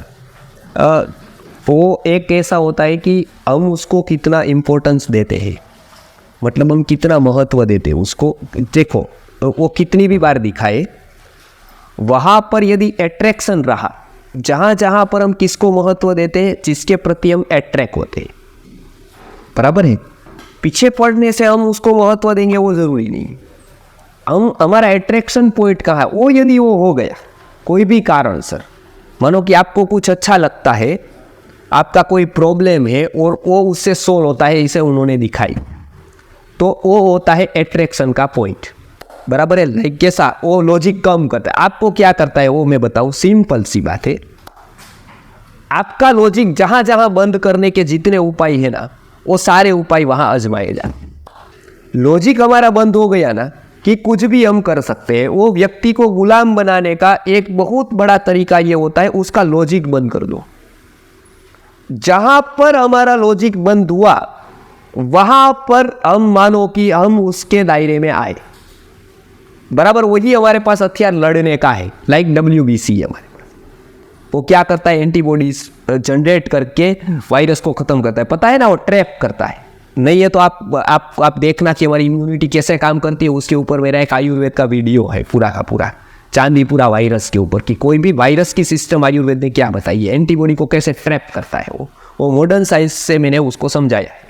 यहाँ पर साइकोलॉजी में हम समझाए, कोई भी ऐड करता है किसी भी प्रकार की या कोई भी रूल करता है, उसका एक नियम आप याद रखना, वो लंबे टाइम तक रूल तभी कर पाता है उसके ऊपर, किसी भी प्रजा के ऊपर, जब वो सामने वाले को गुलाम बनाता है और वो सूचन स्वीकार करने को बताता है। और वो तभी कर पाता है जब उसका लॉजिक बंद करता है। लॉजिक बंद करने के बहुत सारे तरीके हैं, मैं एक बताता हूं आपको। जैसे प्रॉब्लम सॉल्विंग एक तरीका है। कैसे? एक लड़का, उसको वो लड़का रहता था बनारस में, बराबर है। वो बेचारा साधारण परिस्थिति का था, गरीब था। गरीब के साथ साथ इतना ही नहीं, काला थोड़ा था, इतना देखाव भी नहीं था, इतना अट्रैक्ट भी, मतलब इतना उसकी पर्सनालिटी अट्रैक्टिव नहीं थी, बराबर है। उसको एक लड़की से प्यार हो गया, बराबर है, वन साइड।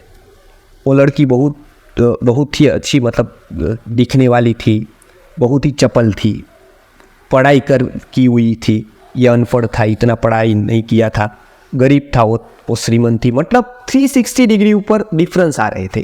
कुंडली दिखाई तो अभी मैच नहीं हो रही थी, बस ये मान रहे, उसके लिए मैं बता रहा हूँ, ये सब कुछ था।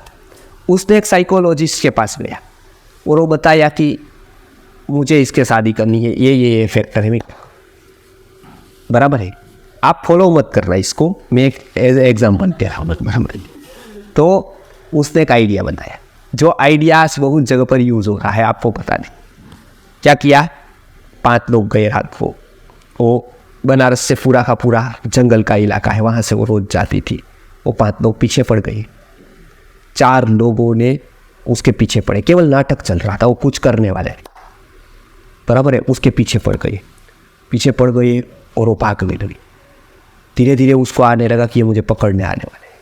4 लोगों ने उसको घेर लिया, पूरी शक्ति लगाई, कोई बचाने वाला ही नहीं, खुद बचने की कोशिश कर रही है, बहुत एक्सट्रीम लेवल पर वो हुआ, बराबर है। अब उसकी एंट्री हुई, जो लड़का, उसने क्या किया, 4 लोगों को मारकर भगाया, जैसे हम पिक्चर में देखते, बराबर है। अब क्या हुआ, अब ये उसने बताया, अब क्या हुआ पता है। अब ये लड़का उसके लिए नेक्स्ट टू गॉड हो गया। उसने बताया तुम क्या चाहते हो, मैं तुझे देना चाहती हूँ। वो बोले तेरे से शादी करना चाहता हूँ। उसने बोला हाँ ओके। यहाँ लॉजिक से बैठता कुछ भी, यदि लॉजिक लगाते, माता पिता बीच में आते ना, हमारे जैसे ही मना करते ना उसको कि तुझे नहीं करना, तू कहाँ है, वो कहाँ है, वो कहाँ है।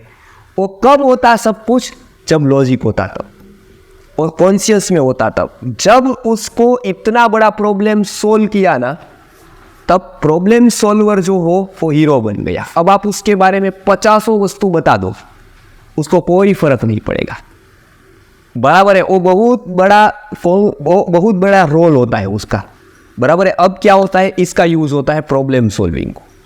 आपका कोई प्रॉब्लम है, बराबर है। लाइक ऐसा है कि युवा मानस का कोई प्रॉब्लम होता है, बराबर, उसको प्रॉब्लम लगता है चाहे नहीं भी हो, जैसे ये लड़की का हुआ। अब वो जब वो साइकोलॉजी यूज होता है तो वो क्या होता है, प्रॉब्लम सॉल्वर के रूप में वो आता है, लाइक दारू। तो उसका मार्केटिंग ऐसा होता है कि आपको कुछ भी है, टेंशन है, स्ट्रेस है, तो आपको भुलाना है तो एक पैक वो काफ़ी, बराबर है। वो एक पैक को आपने लिया तो थोड़ी देर के लिए आप टेंशन फ्री हो गए, फ्रेश हो गए, तो प्रॉब्लम सोल्व हुआ। उसका स्ट्रेस प्रॉब्लम था वो दूर किया, इसीलिए वो इतना छा गया। हम जो बचना चाहते हैं तो पहले उसका कितना रास्ते हैं, तो पहले अपने आप को, और से हम बच तभी सकते हैं और रोगों से जब अपनी इम्यूनिटी को हम बनाएं शरीर के स्तर पर। हम वायरस को नहीं मार सकते, वायरस हजारों लाखों है और हजारों लाखों आएंगे, कोरोना के जैसे, चांदीपुरा के जैसे, मंकी के, मतलब इसके जैसे। तो लेकिन हमारी इम्यूनिटी को हम बढ़ा पाए तो हम बच सकते हैं। इसमें क्या कर सकते हैं, हम अपने आप के माइंड को तैयार करें उस तरह का, बराबर है। और वो तैयार करेंगे हम सही रास्ते में, क्योंकि हमको अट्रैक्शन अपना कहाँ रखना है ना, वो हमारे हाथ में है पूरा। हमको दूसरी साइड जानने की वो हमारे हाथ में है। आप जब ये चालू कर दोगे, उसकी दूसरी साइड जो कहीं पर भी दिखाई नहीं देती है, जो कहीं पर दिखाते नहीं है, उसकी वन साइड दिखाते हैं। लाइक कोई भी हीरो आया तो उसकी वन साइड दिखाते हैं, बराबर। लेकिन जब आप उसकी दूसरी साइड देखोगे तो आप ही उसको डिस्कनेक्ट हो जाओगे, जब पूरा सत्य आपको पता चलेगा। तो इसके लिए हम ये वस्तु को इस तरह से भी कर सकते हैं। और वो हमको कब लगेगा, हमको प्रैक्टिस होनी चाहिए, हमको आदत होनी चाहिए कि हम पूरा का पूरा 360 डिग्री पर उसको देखें, वन साइड ना देखें। तो कहीं पर भी हम कितनी भी पैसिव ऐड कर दे, कोई भी, हमारा सबकॉन्शियस को जब हम जानने लगे और उसके अनुसार हम उसको रिदम में, मतलब एक रिदम से उसको हम लोग उपयोग करने लगे, तो इसका कोई प्रभाव मुझे नहीं लगता है कि वो, हाँ, तब हमारा एट्रैक्शन वहाँ नहीं बनना चाहिए किसी भी वस्तु में। आपको जो हीरो लगता है तो वो यदि हीरोइन है या फिर आपको लगने लगा तब एट्रैक्शन उसके ऊपर है, अब खतरा है, क्योंकि अब जब उसने कुछ भी किया तो आपके ऊपर उसका इफेक्ट होगा। तो ये एक है। बहुत सारे ऐसे रास्ते हैं जहाँ पर लूपहोल से हमारे सबकॉन्शियस के, और इसका यूज़ आज हमको एक इंस्ट्रूमेंट की तरह यूज़ करने के लिए होता है। जी हाँ हाँ जी हाँ हाँ लाइक हाँ Okay, and वो क्वेश्चन स्टूडेंट्स से दिया कि मोस्टली जो स्टूडेंट्स होते हैं, ये जो फूड पे जो डिपेंडेंसी होती है वो या तो कैंटीन में होती है या फिर आप आज कम सुबह कर चुकी है। तो ऐसे सिनेरियो में वो खाने लगा ऐसे ओके, ये मुझे बहुत सारे कॉलेज से प्रश्न आते हैं। जैसे हमारी आयुर्वेद कॉलेज में मेरा लेक्चर होता है, तो वो होता है कि यहाँ कैंटीन में मिल रहा है, ऐसा ही है, तो हम कैसे उसको बदले। वो हम उस समय भूल जाते हैं, कभी भी हम सिंपल लॉजिक लगाते हैं। कैंटीन में वो आया कैसे, वो हमने मांगा और वहाँ आया है, बराबर है। अब एक दो लड़का कन्विंस हो गया, मतलब एक दो बहनें हो गई तो कुछ नहीं होगा, लेकिन 50 का ग्रुप हुआ आपका और उसने डिमांड की तो अवश्य कैंटीन में क्या कहीं पर भी आ जाएगा, बराबर है। वो कोका भी एक दूध निकालेगा था प्योर गाय का, क्योंकि वो डिमांड के ऊपर आधारित है। उसको भी क्या होता है कि डिमांड को कोई भी नज़रअंदाज नहीं कर सकता है, मार्केट वाला कोई भी व्यक्ति। डिमांड आई ना कि उसको सप्लाई करनी ही कर, नहीं तो एक नहीं करेगा तो बी करेगा, बी नहीं करेगा तो सी करेगा, कोई ना कोई तो हो ही जाए, कोई ना कोई नहीं हज़ारों हो जाए। तो 50 ग्रुप मेरी और ऐसा हुआ है। हैदराबाद के आयुर्वेद कॉलेज में हम गए और उसको बताया कि आप आयुर्वेद पढ़ रहे हो और आप जो कैंटीन में खा रहे हो विरुद्ध आहार है, और जब आप सबको पढ़ा रहे हो और ये कह रहे कि नहीं खाना चाहिए, तो फिर आप अभी पालन नहीं करते हो तो आप कैसे उसको हैंडल करोगे आपके पेशेंट को। तो उसने अच्छा लगा उसको, तो उस दिन से उन्होंने बताया कि ये नहीं होना चाहिए, वो नहीं, उसको दे दिया। मैनेजमेंट नहीं, मैनेजमेंट को ही मुझे केवल प्रश्नोत्तरी करनी रही, हालांकि मैं कोई सप्लायर नहीं हूँ, इसके लिए उसका प्रभाव पड़ा, मेरा कोई सेल्फ नहीं इसमें, बराबर है। मैं क्यों कह रहा हूँ, क्योंकि ये उसके लिए ज़रूरी है, ये उसके लिए उपयोगी है।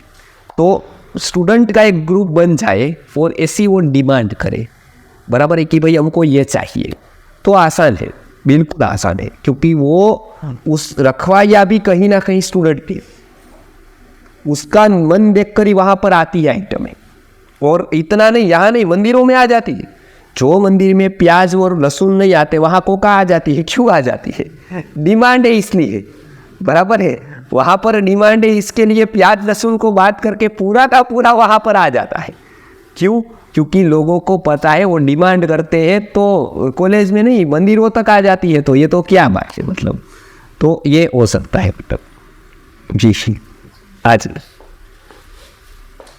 हाँ ये रहा आज सो मेरा रेस्टोरेंट ज़्यादा एक बात वो ये थी, जैसे हमने फैशन एडवर्टाइजिंग का बात किया, तो कोको कोला वगैरह सब तो है ही, और आज का ये नया फैशन एडवर्टाइजिंग बहुत हो रहा है, not only fashion direct advertising actually on vaccine. जैसे सब बड़े हीरोइन बोल रहे हैं वैक्सीन को, पर उसके उस बारे में बात नहीं करके, उसका जो ट्रायल एरिया सैक्रिफाइस इसके बारे में कुछ भी नहीं बात करके डायरेक्टली गुस्सा बोल रहे सही था इफेक्टिव पुनर्माने बहुत बड़ा दिया बनने का, और इस बार डर फैला दिया। जैसे पहले आपने बताया था डर चीज ऐसे हम लोग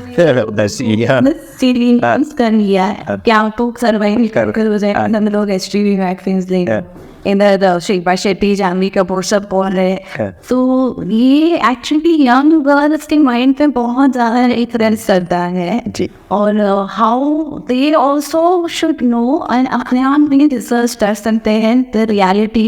यहाँ HPV वैक्सीन जो भी आ रहा है वो 7 महीने का नहीं बढ़ाई टूअर्स स्टडी हुआ है, टेस्टिंग हुआ है, इतना ज़्यादा साइड इफेक्ट्स है 1% 10 एडवर्स इफेक्ट्स नहीं उसको नहीं लाया है।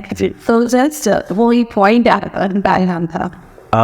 ओके, ये मुझे एक अप्रोच किया, ये निशा जी है, और वो वैक्सीनेशन के ऊपर बहुत सारा काम कर रही है, खो और उनके हस्बैंड कोयरी जी। तो उस पर तो आप ही ज़्यादा काम कर रहे हैं, तो उसके ऊपर आप कुछ देने भी वाले हैं सबको, तो ये आप भी अच्छा काम है क्योंकि मेडिकल फील्ड में हो रहा है और उसके साइड इफ़ेक्ट्स भी हो रहे हैं। लेकिन वहाँ पर जो एक साइकोलॉजी काम करती है वो क्या करती है पता है आपको? जहाँ पर हमारा जो इमोशन जुड़ा है, जैसे स्त्री, उसका सबसे ज़्यादा इमोशन कहाँ जुड़ा है? अपने बच्चे के साथ, अपने हस्बैंड के साथ नहीं। ये आप याद रखिएगा।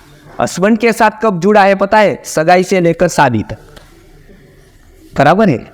आफ्टर मैरिज उसका लगाव बच्चे पर है, साइकोलॉजिकली मैं कहता हूँ। आपको पता है ना, हम लोग संस्कृति आर्य गुरुकुलम में अपॉइंट करते हैं किसी को भी, मतलब एज ए वर्कर या किसी भी प्रकार के कार्यकर्ता के रूप में, तो उसको तब नहीं लेते जब उसकी सगाई हो गई हो और शादी नहीं हुई हो, बराबर है, क्योंकि तब तक वो बेहोश है, ऐसा हम मानते हैं और ये सही है। तब तक क्या होता है पता है आपको? उसके जो फियांसी है या तो फिर जो उसकी होने वाली पत्नी है, वो एक फ़ोन का केवल मिस कॉल करती, तो कितनी भी ट्रैफिक में वो बीच में खड़ा हो, साइड पार्क करता है, फ़ोन करता है, 1 घंटा खड़ा रहता है ट्रैफिक साइड, और कितनी बातें करता है, पूरा रामीता उसको महाभारत का संवाद हो जाता है वहाँ पर, उतनी बातें हो। शादी के 5 साल बाद फ़ोन आता है, बार बार वो पता से, कब पार्टी में हूँ अभी, एक कस्टमर के साथ बैठा हूँ, एक मीटिंग है, नहीं उठाता। क्या फ़र्क पड़ गया ना दोनों? तो सबसे ज़्यादा इमोशन बच्चों के साथ जुड़ा है। अब बच्चे जब बीमार पड़ते हैं तभी कोई दवा का यूज़ होता है, तो अभी बड़ी हॉस्पिटल है, बड़ी कंपनी है, बड़ा है, तो उसको सबसे वो हाथ ही पालने का है, उसको सस्टेन करना ज़रूरी होता है क्योंकि इतने साइंटिस्ट रखे, इतना ये, तो दवाइयाँ है वो तो बीमार होने पर काम करेगी, बराबर है। बीमारी नहीं होगी तो दवाई का कोई काम नहीं। कितनी भी पीडियाट्रिक की रेंज आप किसी ने बनाई हो, तो उसके हाथ में एक बड़ा टूल है वैक्सीन का, जो बीमार होने से पहले दिया जाता है, बराबर है। अब उसका यूज है सस्टेन होने के लिए, क्योंकि वो तो दवाई आप बुखार की मानो कि संजीवनी बना दो कि भाई बुखार तुरंत उतारती है, 1 दिन में, 1 घंटे में, बराबर संजीवनी आप, लेकिन बुखार आया ही नहीं तो क्या काम है उसका? और 1 साल 2 साल काम नहीं तो एक्सपायर है वो। कोई भी दवाई का लंबे दिनों तक तो कोई सस्टेनेबिलिटी है नहीं उसका कोई, बराबर है, एक्सपायर हो जाती है वो। तो उसके लिए एक बहुत बड़ा हथियार वैक्सीन का है, जो बीमार होने से पहले दी जाती है। इसके लिए अब उसको दिलाने के लिए क्या जरूरी होता है? डर।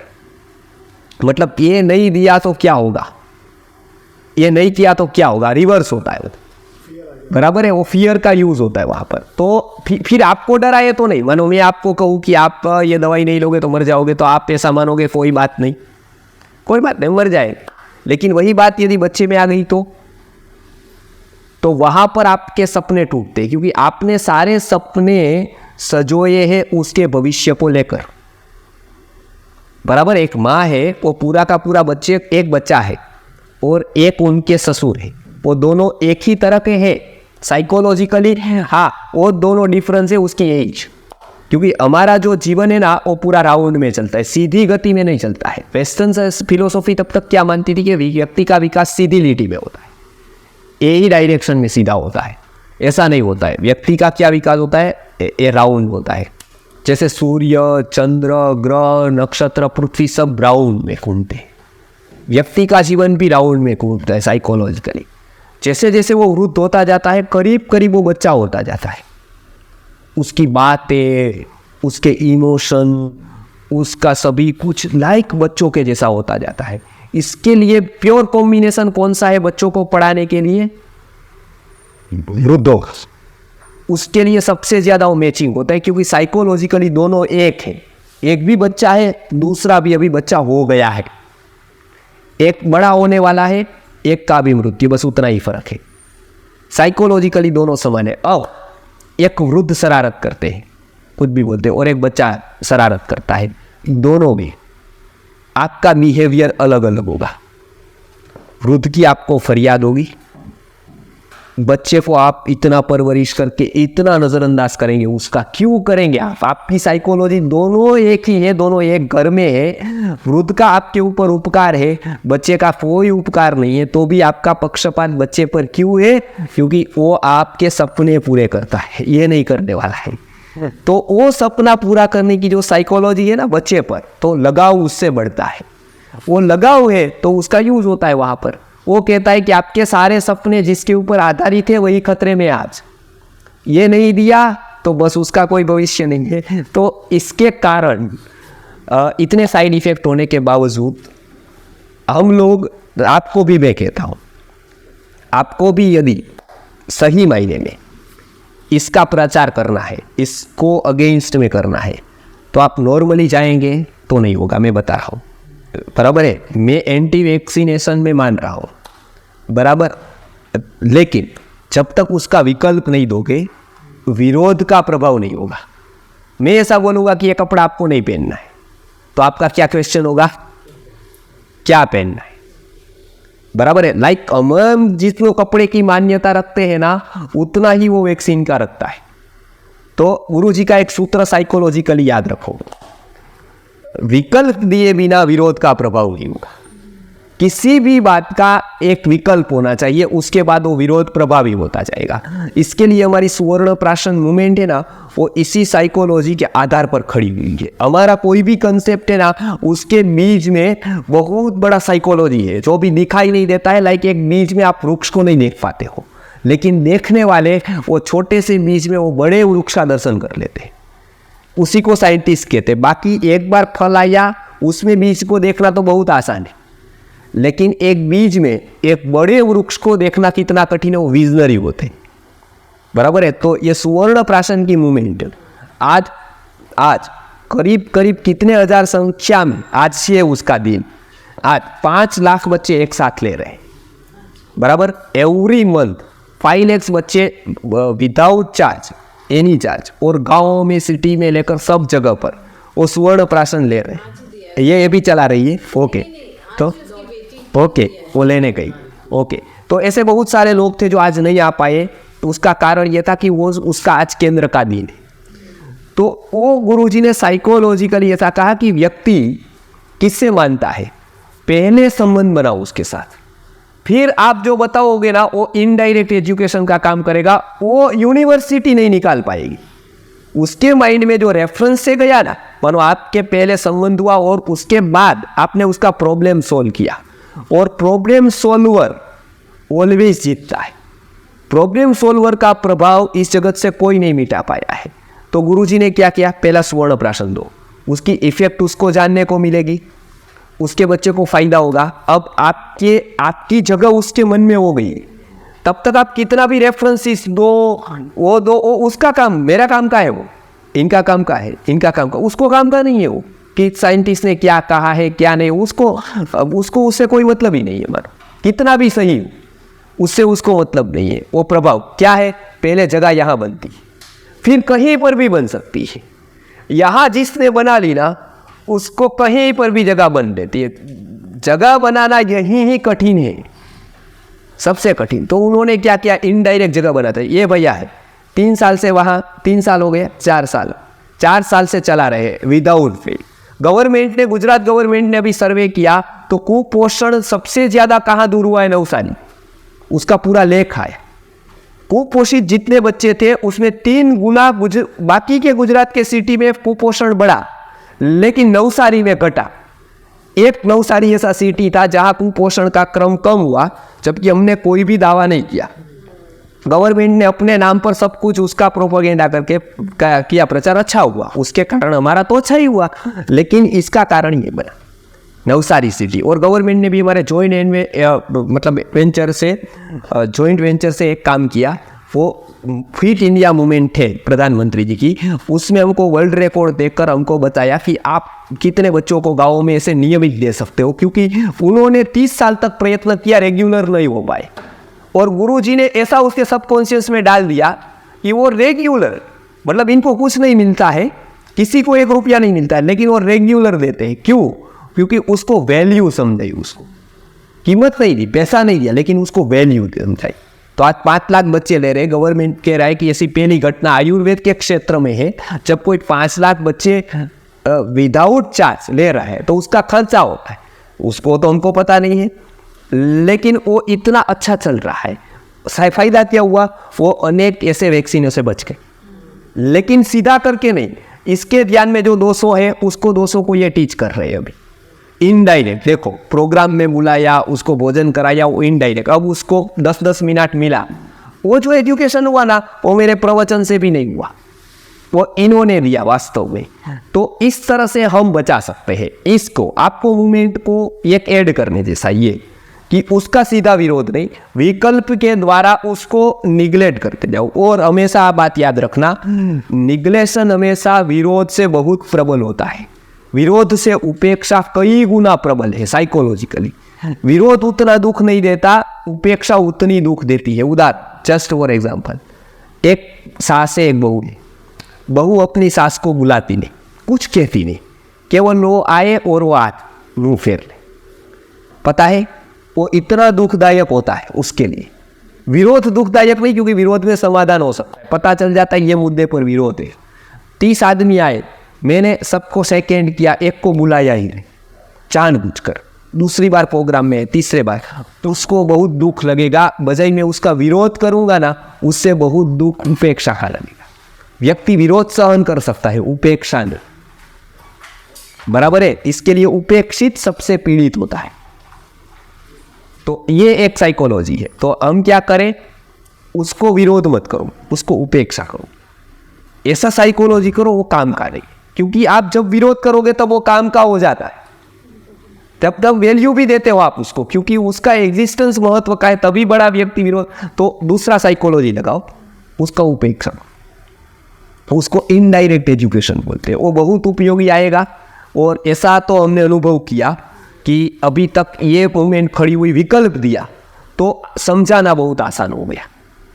तो इसका आप यूज़ कर सकते हो। तो आज हमारा ये आपका प्रश्न भी था, आप अच्छी मूवमेंट चला रहे हो, लोगों को उसका मुझे इंट्रोड्यूस भी कराना था। कोरोना के टाइम पर भी आपने बहुत लोगों को बचाए थे, उसके ऊपर भी बहुत जागृति की है आपने, तो इसके लिए हम मिले भी थे। तो आप भी इसमें इसका यूज़ कर सकते हो, ये साइकोलॉजी का। जी, और कोई है आज?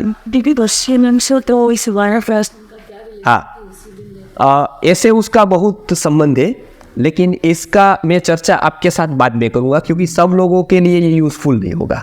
जो लोग जानते नहीं है इसके दोनों के लिए, तो कोई ऐसा प्रश्न हो कि सबको यूज़फुल हो, ऐसा करें, वो मैं आपको अलग से बता दूंगा। उसका लिटरेचर भी है, बहुत सारा लिटरेचर है उसके ऊपर, और वो क्यों किया और क्या संबंध है, और वो कहाँ तक क्या उसके रिजल्ट है, वो सब कुछ है मैपिंग मतलब। ठीक, नमस्ते जी। नमस्ते। आपने बहुत से समग्र स्वास्थ्य का हमारे जीवन में और उनकी मानसिक स्वास्थ्य में बहुत विस्तृत रूप से आपने वर्णन किया। ठीक। तो मेरा सवाल ये नहीं, हम लोग अपनी हमारा सरकारी गेम साइड है या सीवर्ड साइड है, तो कहीं आजकल डिस्टर्ब हो चुका है। मैंने सिचुएशन कम हो गया उसकी वजह से फ्रॉम बहुत सारे रॉन्ग एस्टर है जो आयुर्वेद में 30 वेदास दिए गए हैं, दैट थर्स्ट, हंगर, मतलब स्वेर, जो उनका निष्कासन है, हम लोग समय पे नहीं कर रहे हैं, तो उसका हमारे लिए पे क्या असर होता है? जो मॉडर्न साइंस है, 30 योगा जो आयुर्वेद में प्रिवेंशन किए हैं, उसके बारे में ज़्यादा बात नहीं करती है, तो उनका मतलब समझेंगे। ओके, अभी टाइम कम है, इसके लिए मैं सबसे महत्वपूर्ण जो बात है, बराबर है, उसी को मैं करूँगा। जैसे 3 मल की बात करता हूँ अभी भी, बराबर है, वो बहुत महत्व का है, तो इसकी बात मैं करता हूँ। खास करके आयुर्वेद में जो बॉडी को यूज़ का नहीं है वो बॉडी फेंक देती है, निकाल देती है, तो इसको मल कहा जाता है। जो रखती है, ग्रो करती है, उसको धातु कहा जाता है, बराबर है। तो बॉडी में ऐसी सिस्टम है कि जो उसको यूज़ नहीं है उसकी सिस्टम बाहर निकालने की चलती रहे, वो अंदर न रहे, बराबर है। तो अंदर रहेगा तो वो इतनी जगह को वो रोक कर रखेगा जहाँ पर जो वस्तु ये रहनी चाहिए वो नहीं रहेगी। तो वो बॉडी की एक जगह, जैसे हम कबाड़ रखते हैं तो इसका पूरा यूज नहीं कर सकते हैं पूरा रूम का, तो उसको मल कहा गया। तो एक तो मल है हमारा, एक मूत्र है, मतलब एक स्टूल है, एक हमारा यूरिन। उसी तरह से तीसरे मल की बात की गई, वो पसीना है हमारा, बराबर है। कोई कोई चीजें ऐसी होती है जो केवल मल से ही निकलती है, बराबर है। कोई कोई चीजें ऐसी होती है यूरिन से ही निकलती है, लाइक शार्प, लाइक स्टोन। कितना भी करो आप और मार्ग से उसको नहीं निकाल सकते। वो कहाँ से निकलता है? यूरिन से ही निकलता है, बराबर है। कुछ टॉक्सिन्स होते हैं वो मल से ही निकलते हैं, वो यूरिन से नहीं निकल पाते हैं। कुछ टॉक्सिन्स ऐसे होते हैं जो यूरिन से ही निकलते हैं, वो मल से नहीं निकल सकते हैं। कुछ टॉक्सिन्स न तो स्टूल से निकल सकते हैं, न तो यूरिन से निकल सकते हैं, वो केवल पसीने के निकल सकते हैं। अब हमको क्या हुआ, पसीने से मजदूरी के साथ जोड़ दिया। आपको किसी को भी हाइट देना हो तो उसको बड़े के साथ जोड़ो, और किसी से भी बचना लोगों को करना हो तो वो छोटे के साथ जोड़ो, बराबर है। वो साइकोलॉजी है। अब क्या हुआ, हम यहां पर एसी में बैठे, पसीना नहीं हुआ, जो टॉक्सिन्स निकलने चाहिए हमको, तो पसीना हमने निकाला नहीं। और पसीना न निकालने के कारण एक तो बहुत ही प्रसिद्ध रोग है, डिजीज, उसका नाम है बुखार, फीवर, वो आता है।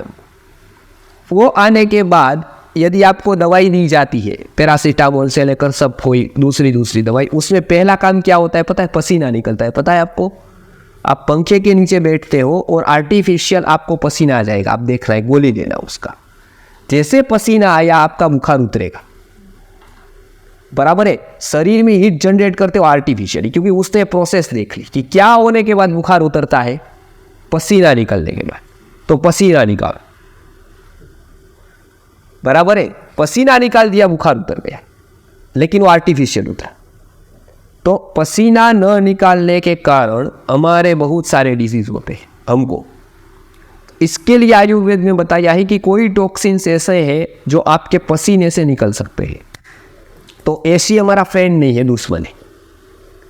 क्योंकि वो यदि हम बैठते हैं तो हम ये मानते हैं कि ठंडे वातावरण में हम बैठते हैं तो वातानुकूलित रहता है, तो हमको पसीना नहीं आता है, एनर्जी सब होती है, ऐसा नहीं है। उससे बहुत बड़ा एक नुकसान होता है कि वो एक जो रिदम होती है बाहर के वातावरण की और अंदर के वातावरण की, वो रिदम टूटती है। लाइक आप बहुत प्रकाश में से जब बाहर जाते तो थोड़ी देर तक आपके बॉडी को ये महसूस होता है कि ये अंधेरा है, पता है आपको ये। तो यहाँ से आप जब गर्म वातावरण में जाएंगे, वही गर्मी आपको दुगनी लगती है। तो आपका बॉडी उसके साथ तालमेल नहीं बिठा पाता है, तो आपको फिर गाड़ी भी एसी वाली चाहिए, फिर आपको सब जगह एसी चाहिए, सब जगह आप कुदरत से बचते रहोगे। और कहाँ तक बचोगे? जो कुदरत का जो आ रहा है वो सब नुकसानकारक नहीं है, लाभदायक बहुत ज्यादा है उसमें। तो इसके कारण पसीना न निकालने के कारण बहुत सारे डिजीज हुए हमको। तो ये आपने बहुत अच्छा बताया। तीसरा जो मल है पसीना, वो हम निकालते नहीं है। और ये नहीं होता है तो एक मंथर नाम का ज्वर आयुर्वेद ने बताया है कि वो बुखार इसी तरह से आता है कि उसमें पसीना नहीं निकला हो। तो आज से मतलब लोग जो इसको फॉलो करते हैं, स्वस्थ रहना चाहते हैं, वो तीसरे मल के ऊपर ध्यान दे। 2 मल आसान है निकालना, उसके लिए दवाई पी है, बराबर है। लाइक यूरिन साफ करने की आयुर्वेद में बहुत सारी दवाइयाँ है, मल की तो पूरी लिस्ट है, मतलब बराबर है, उसको साफ करने के लिए। और कुछ नहीं तो बस्ती भी है, बहुत सारे ऐसे है, लेकिन पसीना निकालने की नहीं, बराबर है। तो रोज थोड़ा श्रम करो, रोज ऐसी एक्टिविटीज़ करो, और अच्छे वातावरण में बिना पंखे के या पंखे के साथ एसी बिना जितना रह पाओगे उतना अच्छा होगा, पसीना निकलेगा, वो बहुत उपयोगी। तो ये तीसरा मल की बात की, पसीने की, वो बहुत यूज़फुल होता है। इसके लिए हमारे यहाँ एक थेरेपी है पंचकर्मा में भी, बराबर है, स्टीम दी जाती है, पता है ना आपको, बराबर है, जिसको स्वेदन कहा जाता है। वो इसीलिए किया जाता है क्योंकि उसके टॉक्सिन्स पसीने के थ्रू निकल जाए। ठीक है, तो अभी हम पूरा करेंगे। आप लोग आए तो सभी लोगों ने इतना सुना, तो जिसको जिसको आगे के लेक्चर के लिए, प्रोग्राम्स के लिए जो इंटरेस्टेड है, वो अपने नाम नंबर लिखा देंगे, आरती जी को, खोड़ीदास भाई को, इसी को भी। तो हम अगली बार भी जहाँ जहाँ ऐसे प्रोग्राम्स करेंगे आगे के स्तर पर, और अपने अपने जगह पर भी कोई कार्यक्रम आपको ऐसा लगता है ये सोसाइटी के लिए और पब्लिक के लिए उपयोगी है हेल्थ के विषय में, खास करके मैं आपको बताता हूँ। तो आप अपने क्षेत्र में रखें, मेरी कोई फीस नहीं है, कोई आने जाने का भी मैं कोई खर्चा नहीं लेता हूँ। तो एक लोक सेवा के लिए बहुत यूज़फुल सब्जेक्ट है। इसके लिए आपके यहाँ ऐसा लगता है तो लोगों को ये इनडायरेक्ट एजुकेशन मिले और वो लोग हेल्थ के प्रति अवेयर हो, इसके लिए हमारे ये सारे कार्यक्रम होते हैं। तो इसकी कोई फीस नहीं है, कैंप भी रखेंगे तो भी कोई फीस नहीं है। हमारे नाड़ी चिकित्सक सारे जो लोग आते हैं वो स्वेच्छा से आते हैं, स्वखर्च से आते हैं। तो इसके लिए कोई भी उसका फीस का टेंशन नहीं है, कोई हमारे को कोई फंड्स वगैरह का कोई वो नहीं है। हम केवल ये लोक सेवा के लिए कर रहे हैं। तो इसके लिए आप भी उसमें आप अपने अपने जगह पर कार्यक्रम रखेंगे तो बच्चों के लिए, स्वास्थ्य के लिए, प्रेग्नेंट वुमन के लिए, साइकोलॉजी की दृष्टि से, एजुकेशन के लिए बहुत ही यूज़फुल है। तो आप ये भी अप्रोच कर सकते हैं। जी।